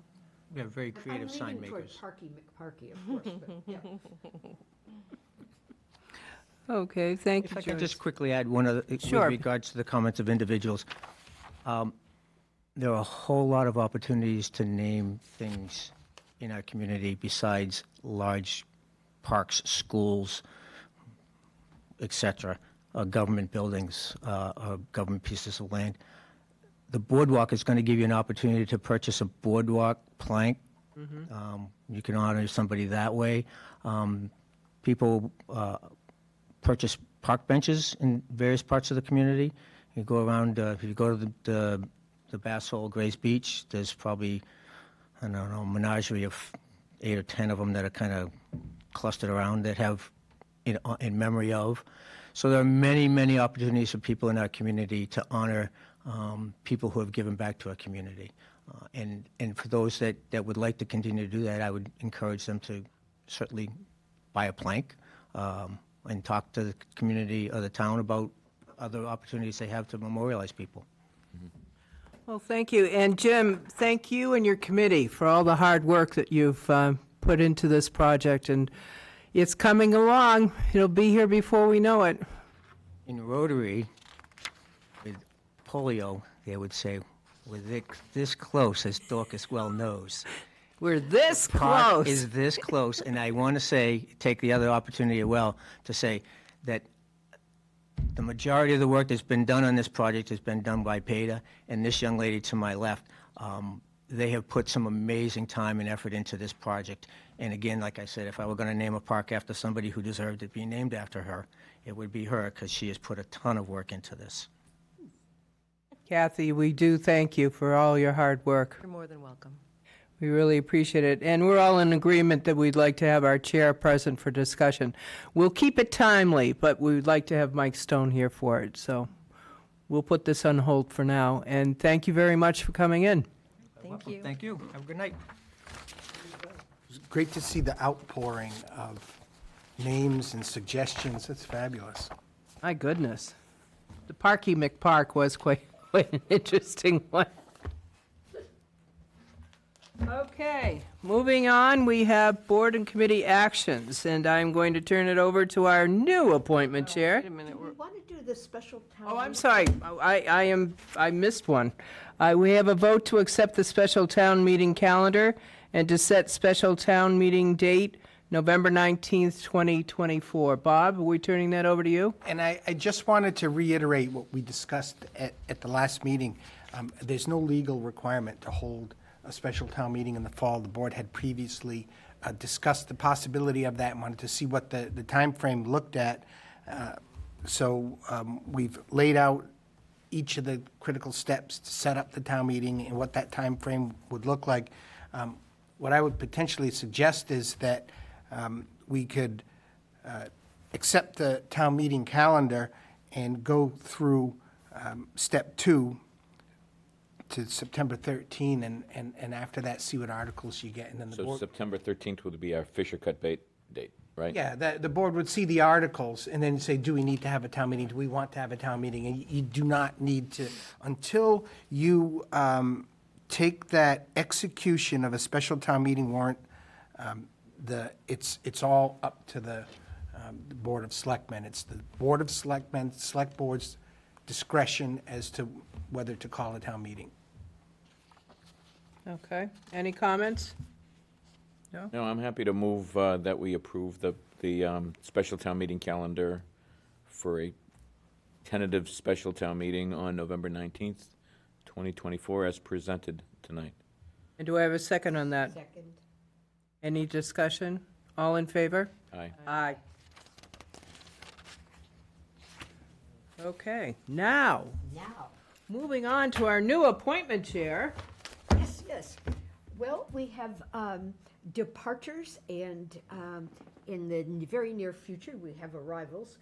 I'd like the board to acknowledge the resignation of Rick Bishop from the Yarmouth Conservation Commission and thank him for his long service on it. Do I have a motion? Oh, I thought that was one. Do I have a second? Second. All those in favor? Aye. Aye. Okay, and then the second one for this committee, I'd like the committee to acknowledge the long service of Ellie Lawrence, also from the Yarmouth Conservation Commission, for her service and her sailor's expertise that she brought to the Conservation Commission. So that's in the form of a motion? And may we please acknowledge the resignation and present her our thanks. And that's a motion. So that's your motion, then I'll second it. Okay. All those in favor? Aye. Aye. Is there something going on the Conservation Commission? They're down to 5 members, but interviews are ongoing and started today.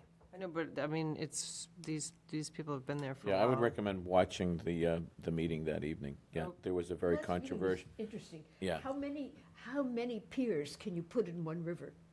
right, that was the discussion, and there was some disagreement among board members over that whole discussion. So it's sort of laid out there on video. Okay. Okay, and we have the minutes for the July 23rd, 2024 meeting. Those minutes are in your packet. Do I have a motion to accept those minutes? So moved.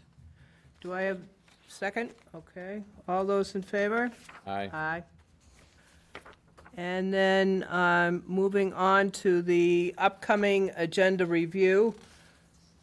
So when we were just talking about the special town meeting, then that would be something we'd be putting on the agenda for September 10th. If, I'm sorry, our drop dead date is the 13th, so it'd be September the 17th, wouldn't it? Yes.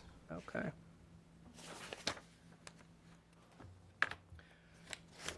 So moving on, looking at our next meeting, which will be held on August the 20th. We have the retirement recognition for Cheryl Jacobson. 17th, Madam Chair, are we still there? Because I see that we have also, Not the 10th in September? Well, why don't we start with the next meeting we have, which is August 20th. We're going to get to September 20th, 17th. Yeah. So let's start with August 20th. We've got the retirement recognition. We have a hearing on a package store. Can I ask about that? It was brought to my attention. I was surprised to see that we have a gas station that has a liquor store license. When did that happen? Is that? you talking about the one, the mobile station? That's, Cod Farms, yeah. Fern LeMay's old place. How did that happen? When did that happen? We acted on that. Beginning of the summer? Okay, so there was an available license at that time, or was it checked to make sure? Yeah. Okay, and so we're gonna be doing that, liquor in gas stations? That's something that this town's never done before. And it looks to me like, I don't know what this is, but it says the same thing. Package store, food mart, mini mart. That's a road we're gonna go down? I think it's a good question. I mean, because we've gone down the road, and I think the question is, at least you're raising a good question. Should we have even gone down that road? I mean, what were I don't recall as a board, we actually had a conversation on the wisdom or lack of wisdom of acting on those kinds of licenses. I was just surprised to see it. I don't know, I mean, Yeah. I wasn't here, but, No, this happened probably a month or two before the new members arrived on the board. okay, well. Yeah, and it was brought up and presented to the board. I think there was some discussion about the work that they're trying to do to clean the place up and fix it up. And, Okay. no, but you make an interesting point. I'm not, I didn't know, first of all, we had any capacity. So that's the first issue. The second issue is just like precedent setting. Well, I think, to the benefit of the chair, I think it might be helpful to have him. I'll wait, but I mean, we Let's don't have that have much. conversation when Chairman Stone's here. Okay. Bob, who's stepping in for Dakota in her absence for the town? Well, we have a new hire. Will be starting, I think, this week. And I think she's going to be great. We're going to train her up. And but Pam Barnes has been handling those duties in Dakota's absence. But we do have a new Dakota starting, and so she'll be in her training. And she'll. Will she be present for the meeting on August 20th, or is she still be in training and we won't be meeting her yet? You know, it would be great to see if we can get her to the meeting. I don't want to lean on her too much. She'll definitely be brand new. Okay. Oh, has Dakota left, or is this a temporary absence? No, Dakota left to pursue another career, and, you know, she's grown with her family and just gone in a different direction, but she's still around. She helped us out for many months, for a while. I guess I'd really like to know before our next meeting, where the state, you know, I know there's a lot of state rules with this, and where our rules and regulations play into that. I'd like to review our rules and regulations and potentially see if we can address the issue. I don't, you know, I'm not making these comments because what I'm seeing, and I don't want to make it sound for these other people because that's a totally other issue, but I just want to review the policies that we have and what our rights are on this issue. As a new member, I would find it very helpful to do that, and I'd learn from it. Do we have a maximum number of licenses that we can issue in town? Yeah, there's a quota, and there's a whole quota report we can pull for you and show you what the different types of licenses and what the numbers are for those. I think that would be very helpful if we could have that for part of the discussion on the 20th. That's what you're asking for, right? Yeah. That and our And the regulations and Policies policies. and Yep. procedures. how this fits in, because why has it never been done in the past? And then all of a sudden, you know what I mean? There had to have been something that restricted it. Well, that's an assumption. I know, that's why I want to look at the, Right.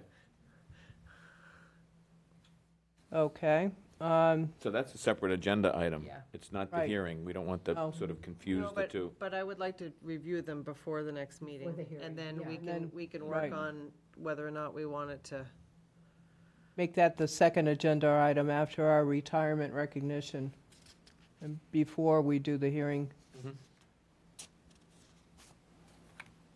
We also have road construction update and communication with businesses. Review of the draft charge for a public art committee for public art on town land. Bob, Why is it so in sad? response to Tracy's comments before, isn't there a policy in town already that was established for public art? Yeah, I actually researched that, and I found it, and I have it in the office. I can provide you copies with it. From, I think it's 2014. There are some policies. It's not a detailed policy on all public art, but it does cover that. So, So if we could have that in our packet to be part of our discussion, it would be helpful. Tracy, did you have another comment on that? I just saw a review of a draft charge on public, it says on town land, so are we still on, I mean, if we're going to have a committee review a charge, wouldn't we We should just, have a full charge. I mean, shouldn't it be just on public art and then they let them determine whether it's on town land or not? I mean, it seems like we're restricting it, and that's what I thought our limited charge was for town land. I get the impression that we're looking to discuss this further because there are people who want it not on town land. So I think that's part of the discussion. And by doing the agenda, saying that it's on town land only, then I think we're limiting that. So you want to just say just discussion of public art? Yeah, I mean, if we're going to put a committee to look at it, let them, I think, determine what's appropriate, maybe where. Who sponsored this particular item to be on the agenda? Do we know? Originally was the Chamber of Commerce, wasn't it? Chamber of Commerce has The got to. Chamber of Commerce approached the Community Development Department, and they've done some work together, and I think that they have a proposal that they'd like to share I see. with the Select Board to get your feedback on. So I don't think you should feel like it, pressed on it, but I think it would be great to get all the parties in here. And I think that, there may be some disagreement or dispute around the issue as well. I think that, I've heard a lot of talk from, some folks in town that would like to see public art opened up and be more,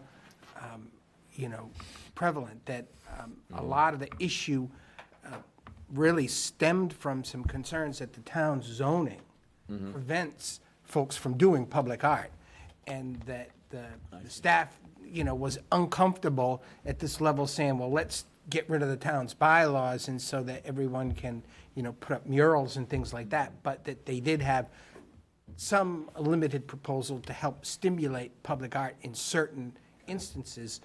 But I think beyond that, I think it's a good discussion to have at the Select Board level, because I really think that the community needs some direction on it from what some of the businesses are looking for and what they'd like to see versus what's in the town zoning and how that's evolved and what direction that we want to take it.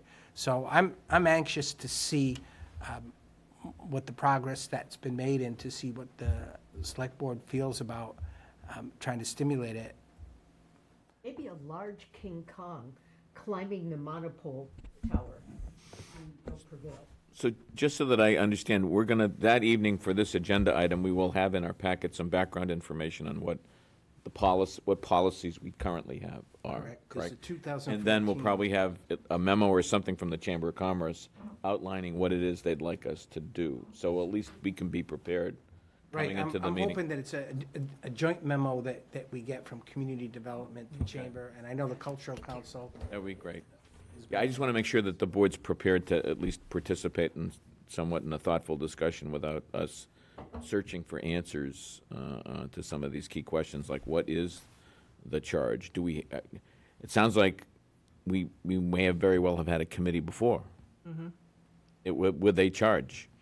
And then something happened to that committee.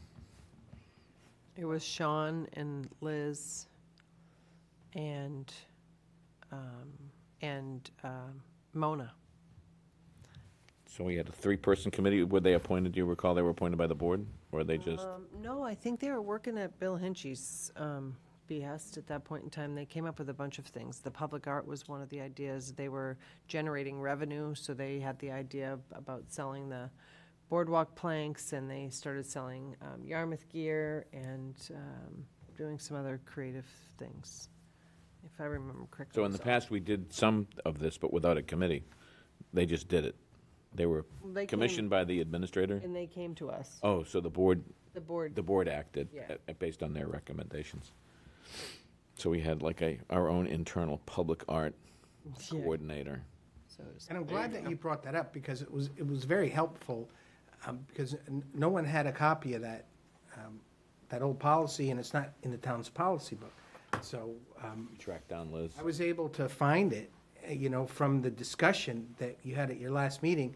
And when this was initially conceived, they didn't have that, but now they have that information. And so by the time that they come in front of you, I expect to see it all synthesized into, their ideas and how, the former policy relates to the new policy and what it is they'd like to achieve. Okay. And Yarmouth Chamber of Commerce jingle and events update. Well, the other item we need to put back on there is the drive-in site Right. discussion, the Right. name, right? Mm-hmm.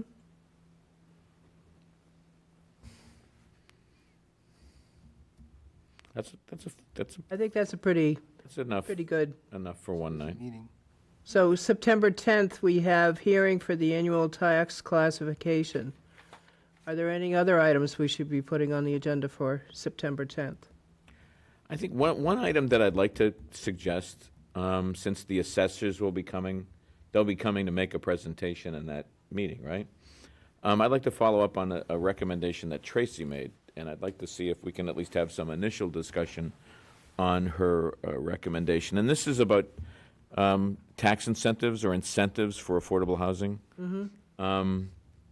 I believe the Mass General Law, there's a new law that was passed that allows communities to offer tax breaks for people who are renting their homes for affordable housing.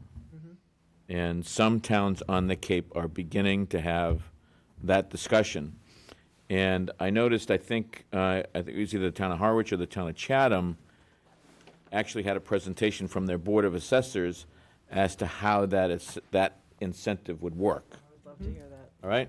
So I think if they're going to come to us and we do this relatively routine annual tax classification hearing, I would like to have it preceded by a discussion on this new affordable housing tax incentive that's been recently authorized by the legislature that empowers the towns to provide a tax break, all right, to homeowners that are doing affordable housing. So I think if we're going to get them here that night, let's talk about something that's timely and something that the board sees as a priority. So I'd like idea. to make that pitch. Okay. Any other items that we should be putting on September 10th? Bob, anything that you feel we should have on September 10th? I have to look at it a little closer. I know that there'll be a ton of things that are in the hopper, given a week. Okay. And September 17th, we were putting on the naming of the park. We're doing that on the August 20th. 17th? August 20. Yeah, August 20. Our next meeting. Oh, I'm sorry, okay. Naming of the park is August 20th, okay. The 17th, we were adding, I think that was the date we were thinking the, of, Fisher Cut Bait on town meeting. Town meeting, Okay. excuse me, yes. Right.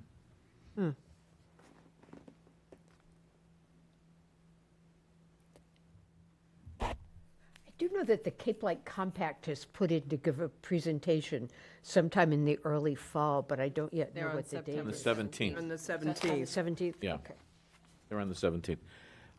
Bob, you know, one of the things that I think would be helpful for that presentation is, you know, Maggie Downey and the staff at the Cape Light Compact are generally very aware of what's happening with electric markets and pricing.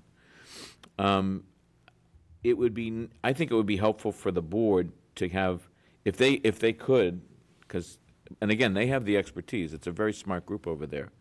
But I think there might be some value in the board getting briefed on at least their assessment as to why energy costs are going up and why homeowners and the municipalities on the Cape are really getting nailed with high energy costs. I think if Maggie and her team can explain to us and for the folks that are watching just what's going on in the energy markets, because, you know, if you, I mean, the prices are just outrageous. And I'm listening to, there's a governor, I forget, out in western part of the country, who is actually introducing legislation to reduce rates and bring electricity costs down. But here in Massachusetts, it seems between the markets and between the legislature, they're doing everything they can to just jack up energy costs. You know, packing on to the bill, transmission upgrades, other improvements. I mean, the costs of clean energy, you know, that seems to be a factor as well. Not that I'm against clean energy, but sometimes we don't see what happened, that those costs, where they end up showing up, in some cases, in our bills. So, Well, that was, when I talked about this, because Yeah. I've been here for how long? We've done everything we can to be energy efficient. We've been told, put the solar on, do all these things to save your energy costs, and every year our energy line item budget goes up, even after all the investments we've yeah, made. so we're not alone, no. I mean, this is a budget buster for the towns, the county, just about everybody, and not, and of course, homeowners So, but your point, is that we're doing all this stuff in terms of energy conservation. We're being told that we're going to save money, and we should be a green community. We should adopt the stretch code. We should do this, that, and the other thing. But every time you turn around, energy costs keep going up. Now, I understand the value in conservation is obviously evident. I mean, you can't dispute the value of conservation. But on the other hand, I do think it would be helpful to have at least some better understanding as to why the energy costs are going up at such a clip. At some point, there's going to be a revolt. Well, I could ask Maggie to bring the senior power supply planner with her, who could give a whole presentation, like she's given to the board at the So what would be compact. nice is if we had, if they could come and give us, their sort of a brief briefing on the 3-year plan, but also they could give us a separate briefing together, sort of a two-phase briefing. One is what's happening in the energy markets, what's happening, why are energy costs going up? And I'd point out the have to be town exhaustive. bills would be way higher, except for all the solar. And one of the things that I think has been very uneven for personal residences is that it's been a big investment to get in on the solar to greatly reduce your bill, because a lot of the rental of solar, PPA on solar, where you rent your roof, isn't really that advantageous to homeowning residents, where the outright purchase for those who can afford it is a big advantage. Yeah. So there's a sort of evening out thing, I think, about energy justice, environmental justice, trying to spread those breaks around on the rates. The other item that I think we should talk about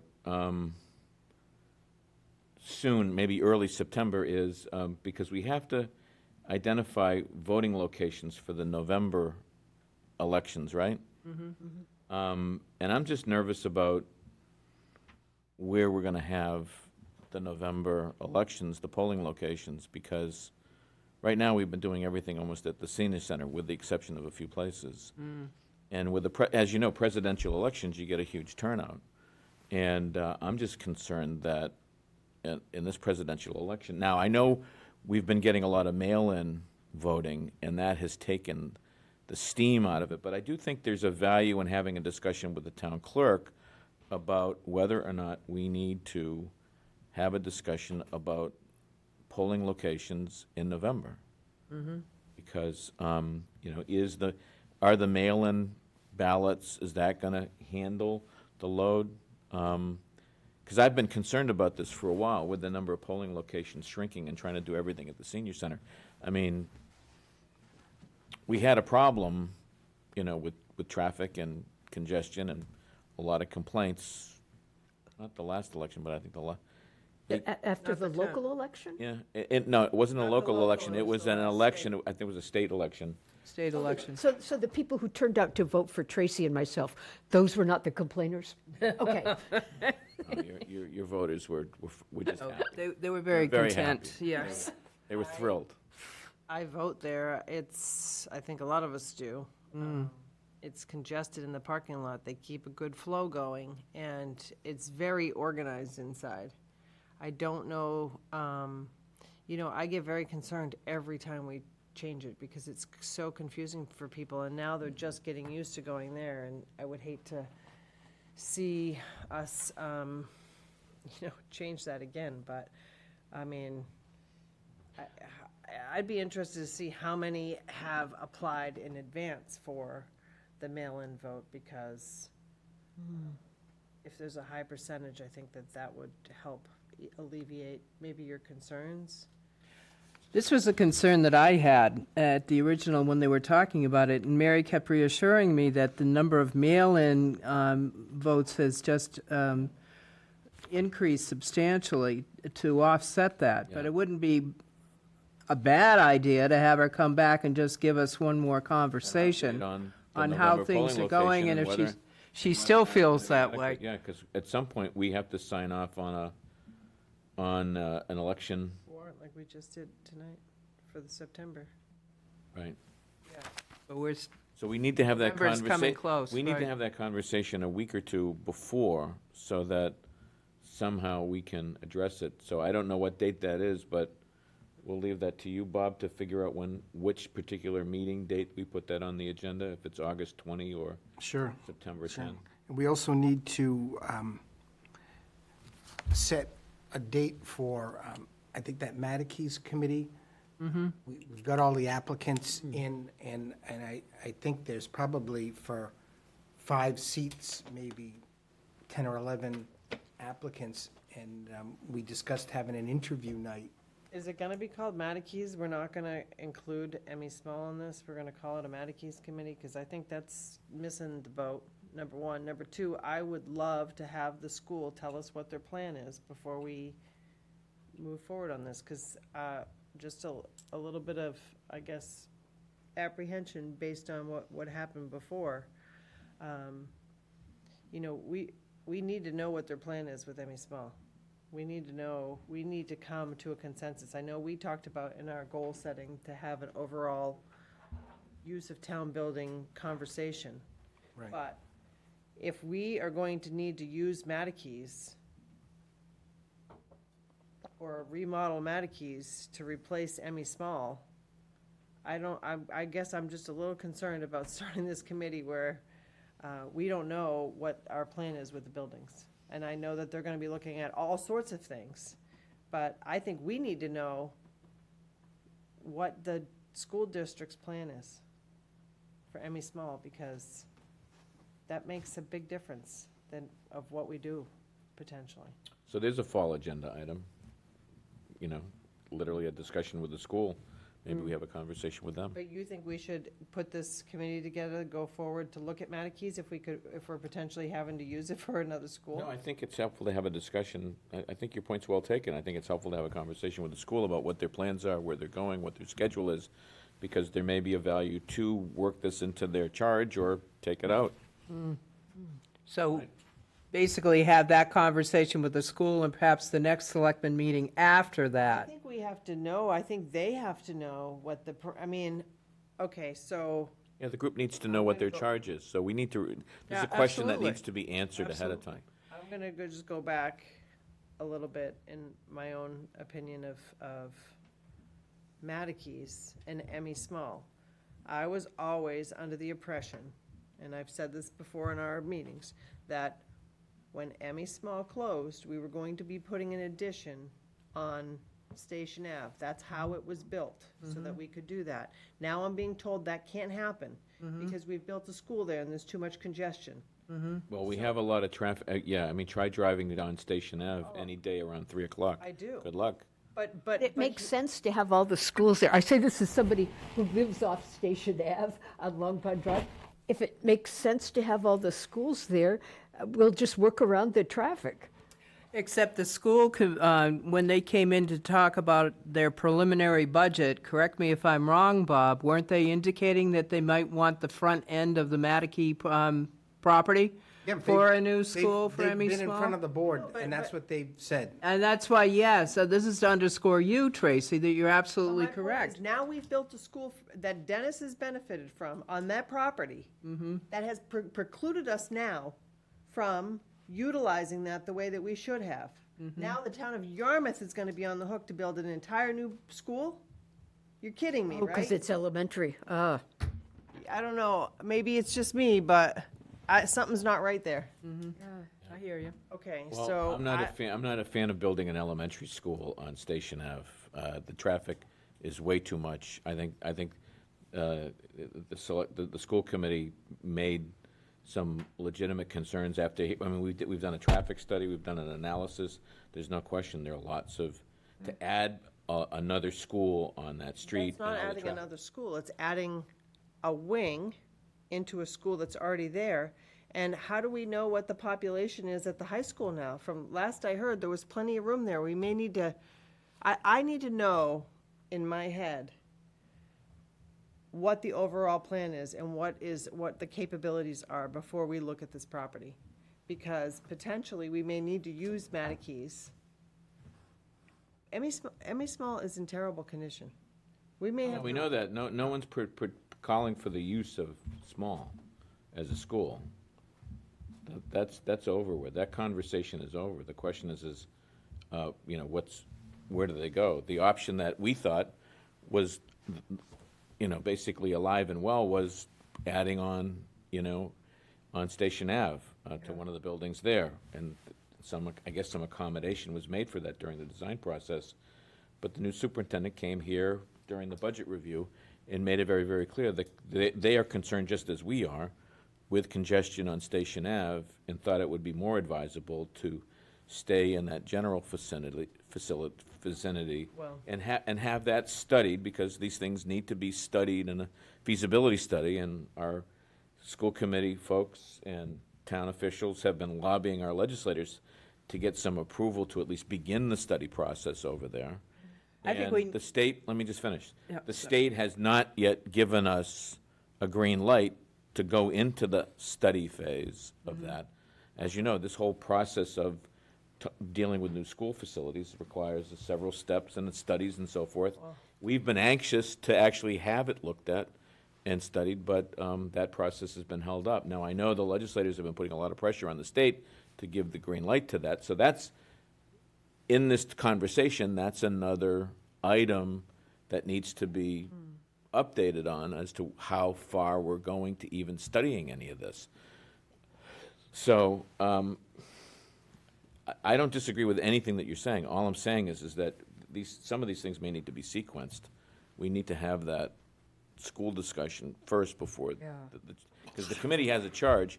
And the name of the committee, I believe, was a name that was ultimately adopted at town meeting. I think we actually had the town meeting bless this committee and this charge. So if we're going to change its name, then that may be one of the articles that we use at town meeting. If its name's going to be changed, we'll have to revise it through a town meeting vote. Well, is it me? Are we, is that, and I might have missed it, is that the intent, is to look at just the Matikes building? No, Look at the property. Okay, well, I These just want to make studies- sure the name says Matikes, so that's why I'm. Yeah, I no, just it wanna was the make sure. Matikes Reuse Committee. And I think looking at the Matikes property as being what Something we were other than doing. a school. But staying with the building of a new elementary school, I think part of what has to really be looked at is from the population trends, do we need a Right. second elementary Well, school last in I knew, Yarmouth? There was room in the high school, and I think that they need to get creative and figure out a way, because if the town of Yarmouth now has to build a whole new elementary school after what we just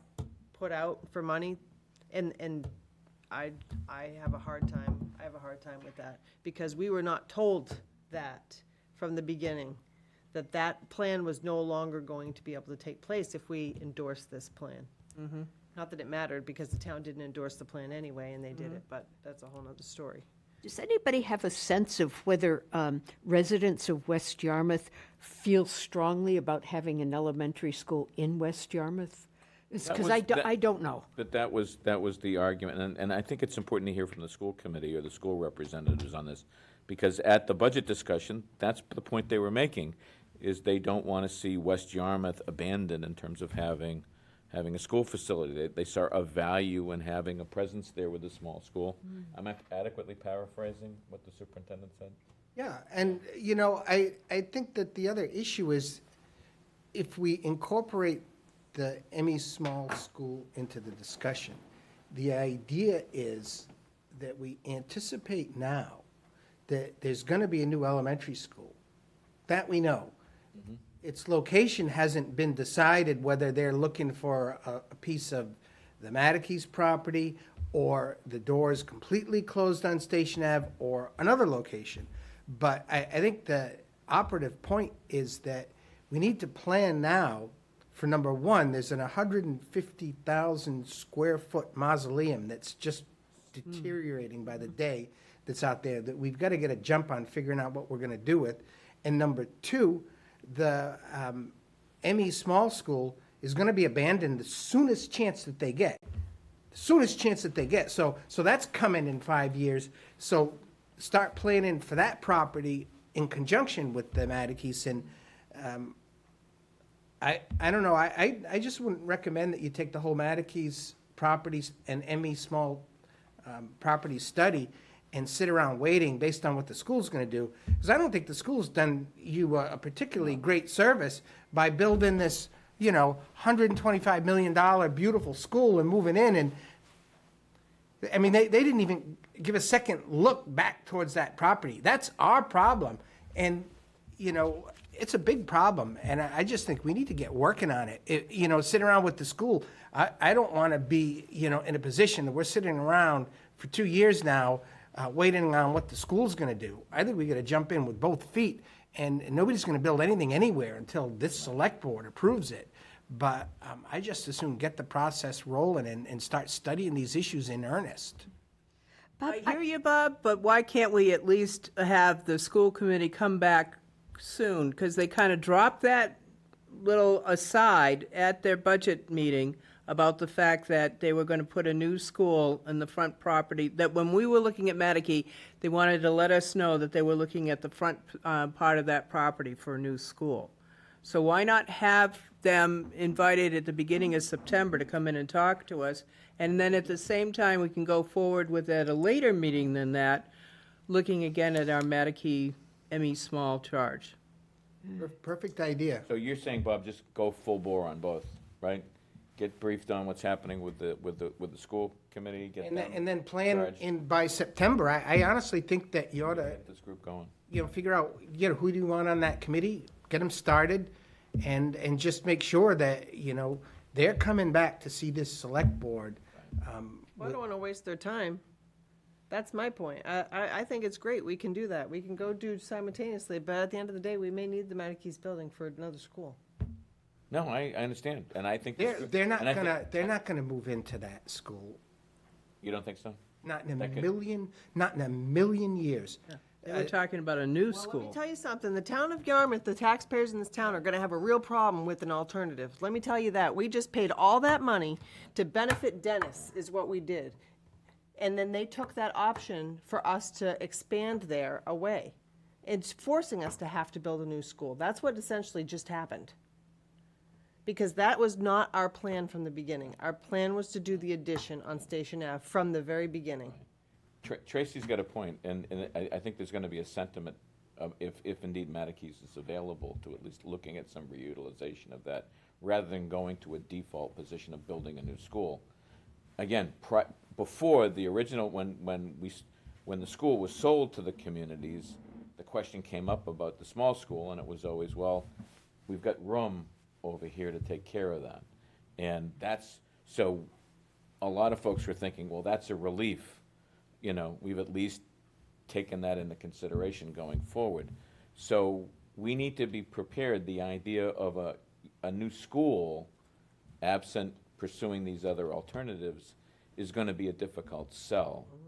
That's why there needs to be a full analysis of all this. I think, quite frankly, if we have our own committee, they could, in fact, help us make an attractive argument for reutilizing Mattakey. I'm not a huge fan of building a brand-new school at all either. I mean, what's to say we can't put the 7th grade over into the high school and have, like many schools do, a middle school Right. / high school Right. in the same building? That's why we need to hear from them. I would need to know what the capacity is, what the numbers are in the buildings. We need to know. We can't just go off on this road of trying to build a new school without knowing what our census is, what's coming down the Yeah. pike. I mean, it's just, Well, I it's, think for us, it'd be premature to have come to any kind of conclusions on anything without the proper studies and analysis being done. And like I said, that stuff is on a slow track. Bob makes a very good point. We've got this building, this facility, it's costing us a lot of money every year just to basically keep the lights on, keep the heat on, and, find some way to, have it properly insured. I think we should move somebody in there temporarily, office building, something to keep the insurance down. Select board officers. Whatever. There you go. There you go. But I agree, we need to look at it, okay? I don't want to waste these people's time, because if they invest a lot of time and they wrap their mind around something that they feel strongly about, which is already happening, okay? Before we go through the process, people are already emotionally invested in certain outcomes. And then we say, it needs to be a school, then we've wasted their time. I don't want to do that to volunteers, that's all I'm saying. As long as we know at the at the onset that that's a potential. I have a question for Bob about Matikes, the building. It seems to me that it's much more valuable as a town asset, as a whole building, and even more valuable, like if, the property where that wreck of an Emmy Small is next to it is also available. But wouldn't there be a major issue of reducing value to the town for any other use, but also maybe a security issue, having children in part of the school, if somebody has suggested that for the front of the school? I mean, I'm just thinking all the things we do about polling places to keep them out of the schools, and then, No, if I could, no, they were looking to put on the front of the Matakey property, so like down toward Higgin Kroll, building an entirely new elementary school, and then our discussions could be only about the back part and the building of Matakey. What I would couldn't be. figure Yeah, that. I was sorry. picturing, so Yeah. what, give them a couple staircases and a couple rooms? Okay, thank you. No, but there's the larger point about building a new school. I don't think. Period. I don't think there's any appetite in spending money for a new school. No. I really don't. And how long is the lease over here? Well, that's over in a few years. Well, There you go. I mean, That should be these that are should be all- that should be on the list of things to evaluate as well. So I know this is sort of turning into, instead of an agenda item for an agenda, I it's turning think- into a discussion that we should probably end and well, it is- make as an agenda item in Correct. and of itself for a future meeting. In September, earlier And than we'll try and later. get- I've got it. Got it. That would be great. Thank you, Bob. Any other agenda items that we should be adding? Or individual items that someone wants to bring up? Mark? Well, as an agenda item, we need to keep an eye on what the legislature's doing with siting for energy facilities. All right, there's legislation that some are putting on a fast track that would basically circumvent local control and limit our ability to issue permits or to basically enforce our own regulations on any kind of wind energy facility development. And now, I'm not anticipating that there are any big projects that are going on, but it's a little disturbing to see what they're up to in limiting our ability the whole concept of sort of preempting home rule and telling towns that you basically got to fish or cut bait on a permit, within a certain defined period of time.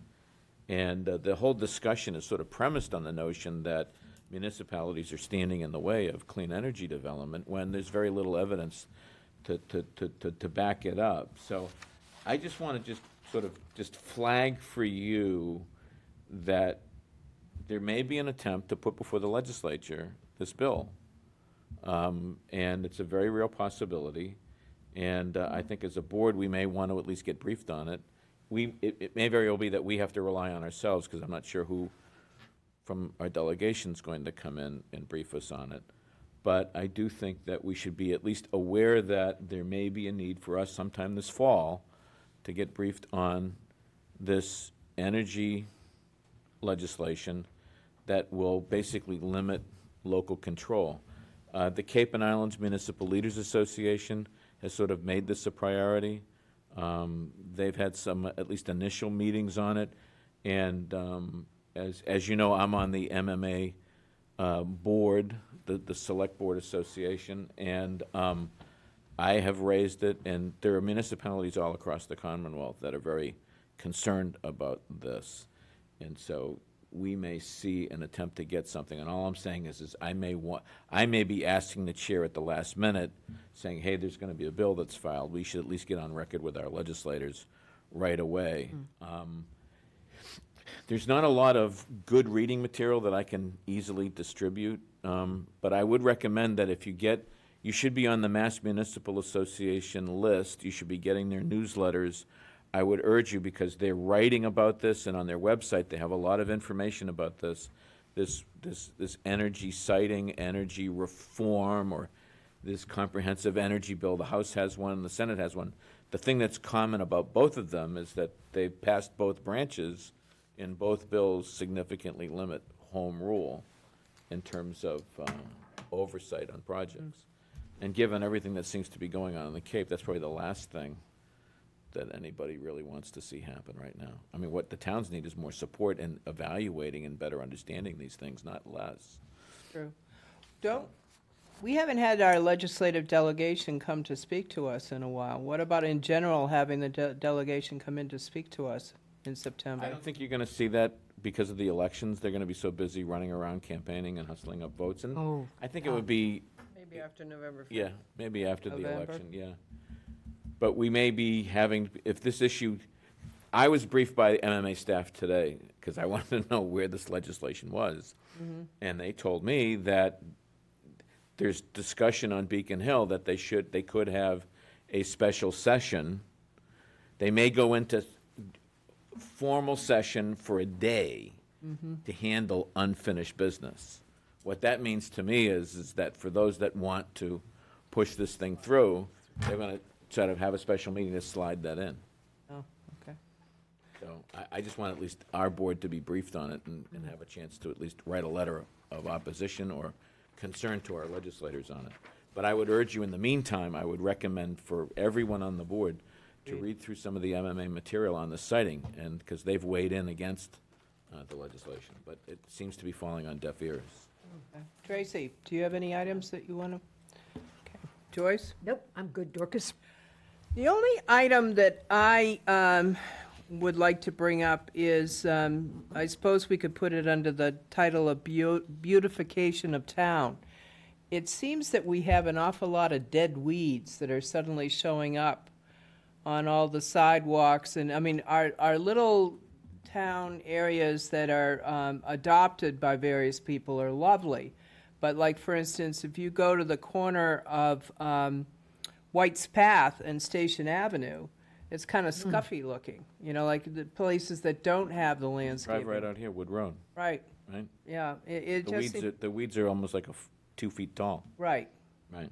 right. I walked from my house to the bike path over the Nick Exaros Bridge, and I had to step over the weeds. They cleaned it up for the motorcycle ride, but that's it. Most of the roads that I find are the worst are not ours, so. Most of them are Route 28, which are the responsibility of the state, so we have very little control over that. But the roads you're mentioning are town roads, so. Yeah. So were you bringing that up as an agenda? I think, you know, just paying attention a little bit more to the weeds in town.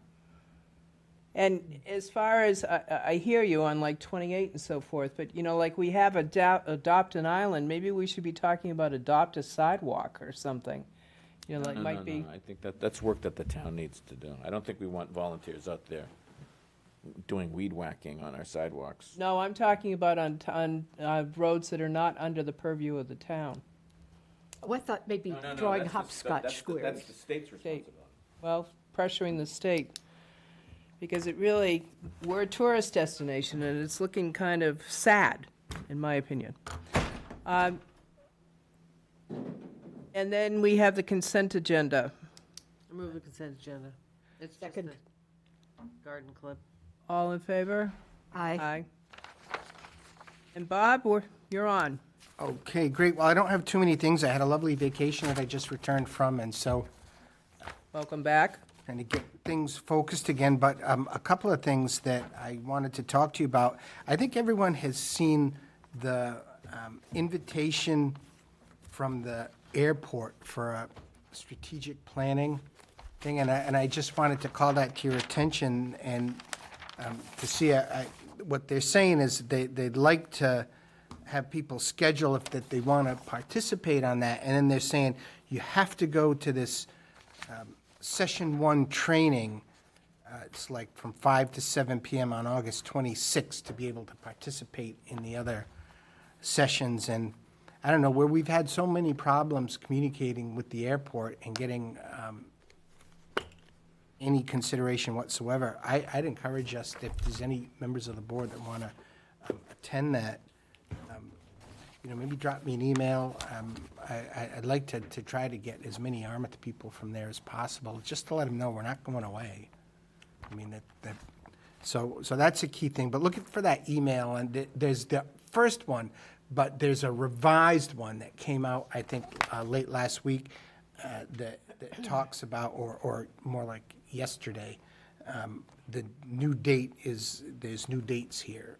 And what is the new date? August 26th is the first one, September 9 is the second one, September 23rd is the third one, and the fourth one is to be determined. So there's 3 coming up, and they're not every week, but it looks like Mondays, 5 to 7 p.m. And I've been to 1 million now airport meetings. I've been to like every one. It's a very frustrating process to, the public sessions that they have because, Are these held at the airport, or? yeah, they're going to be at the Gateway Airport in the terminal.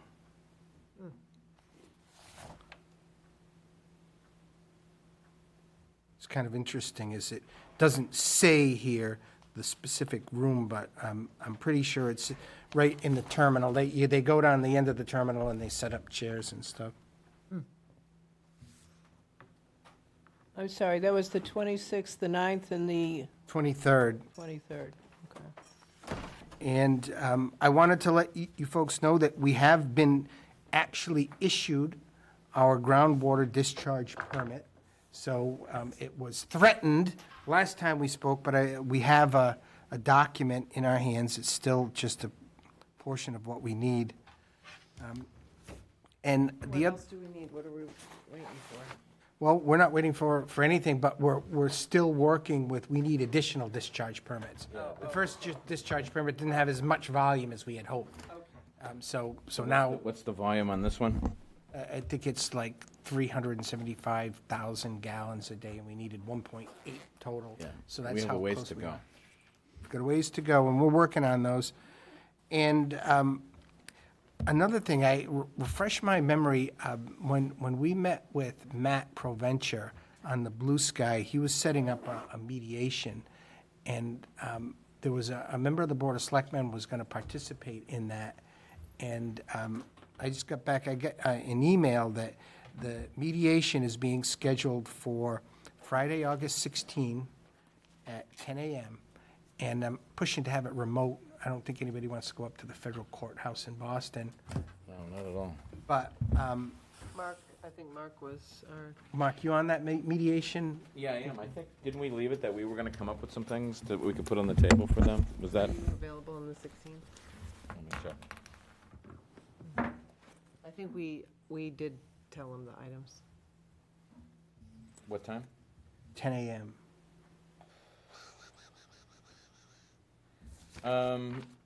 Yeah, I'll be cutting it close. I may come in a few minutes late, but I can be there. Can you send me a calendar invite or have Matt do that? I sure will, It'll be by Zoom, right? by Zoom. So there'll be hopefully a link to zoom in on. Any other items, Bob? No, that's it for tonight. Thank you very much. Madam Chair, I move to adjourn. Second. All in favor? Aye. Aye, thank you all very much.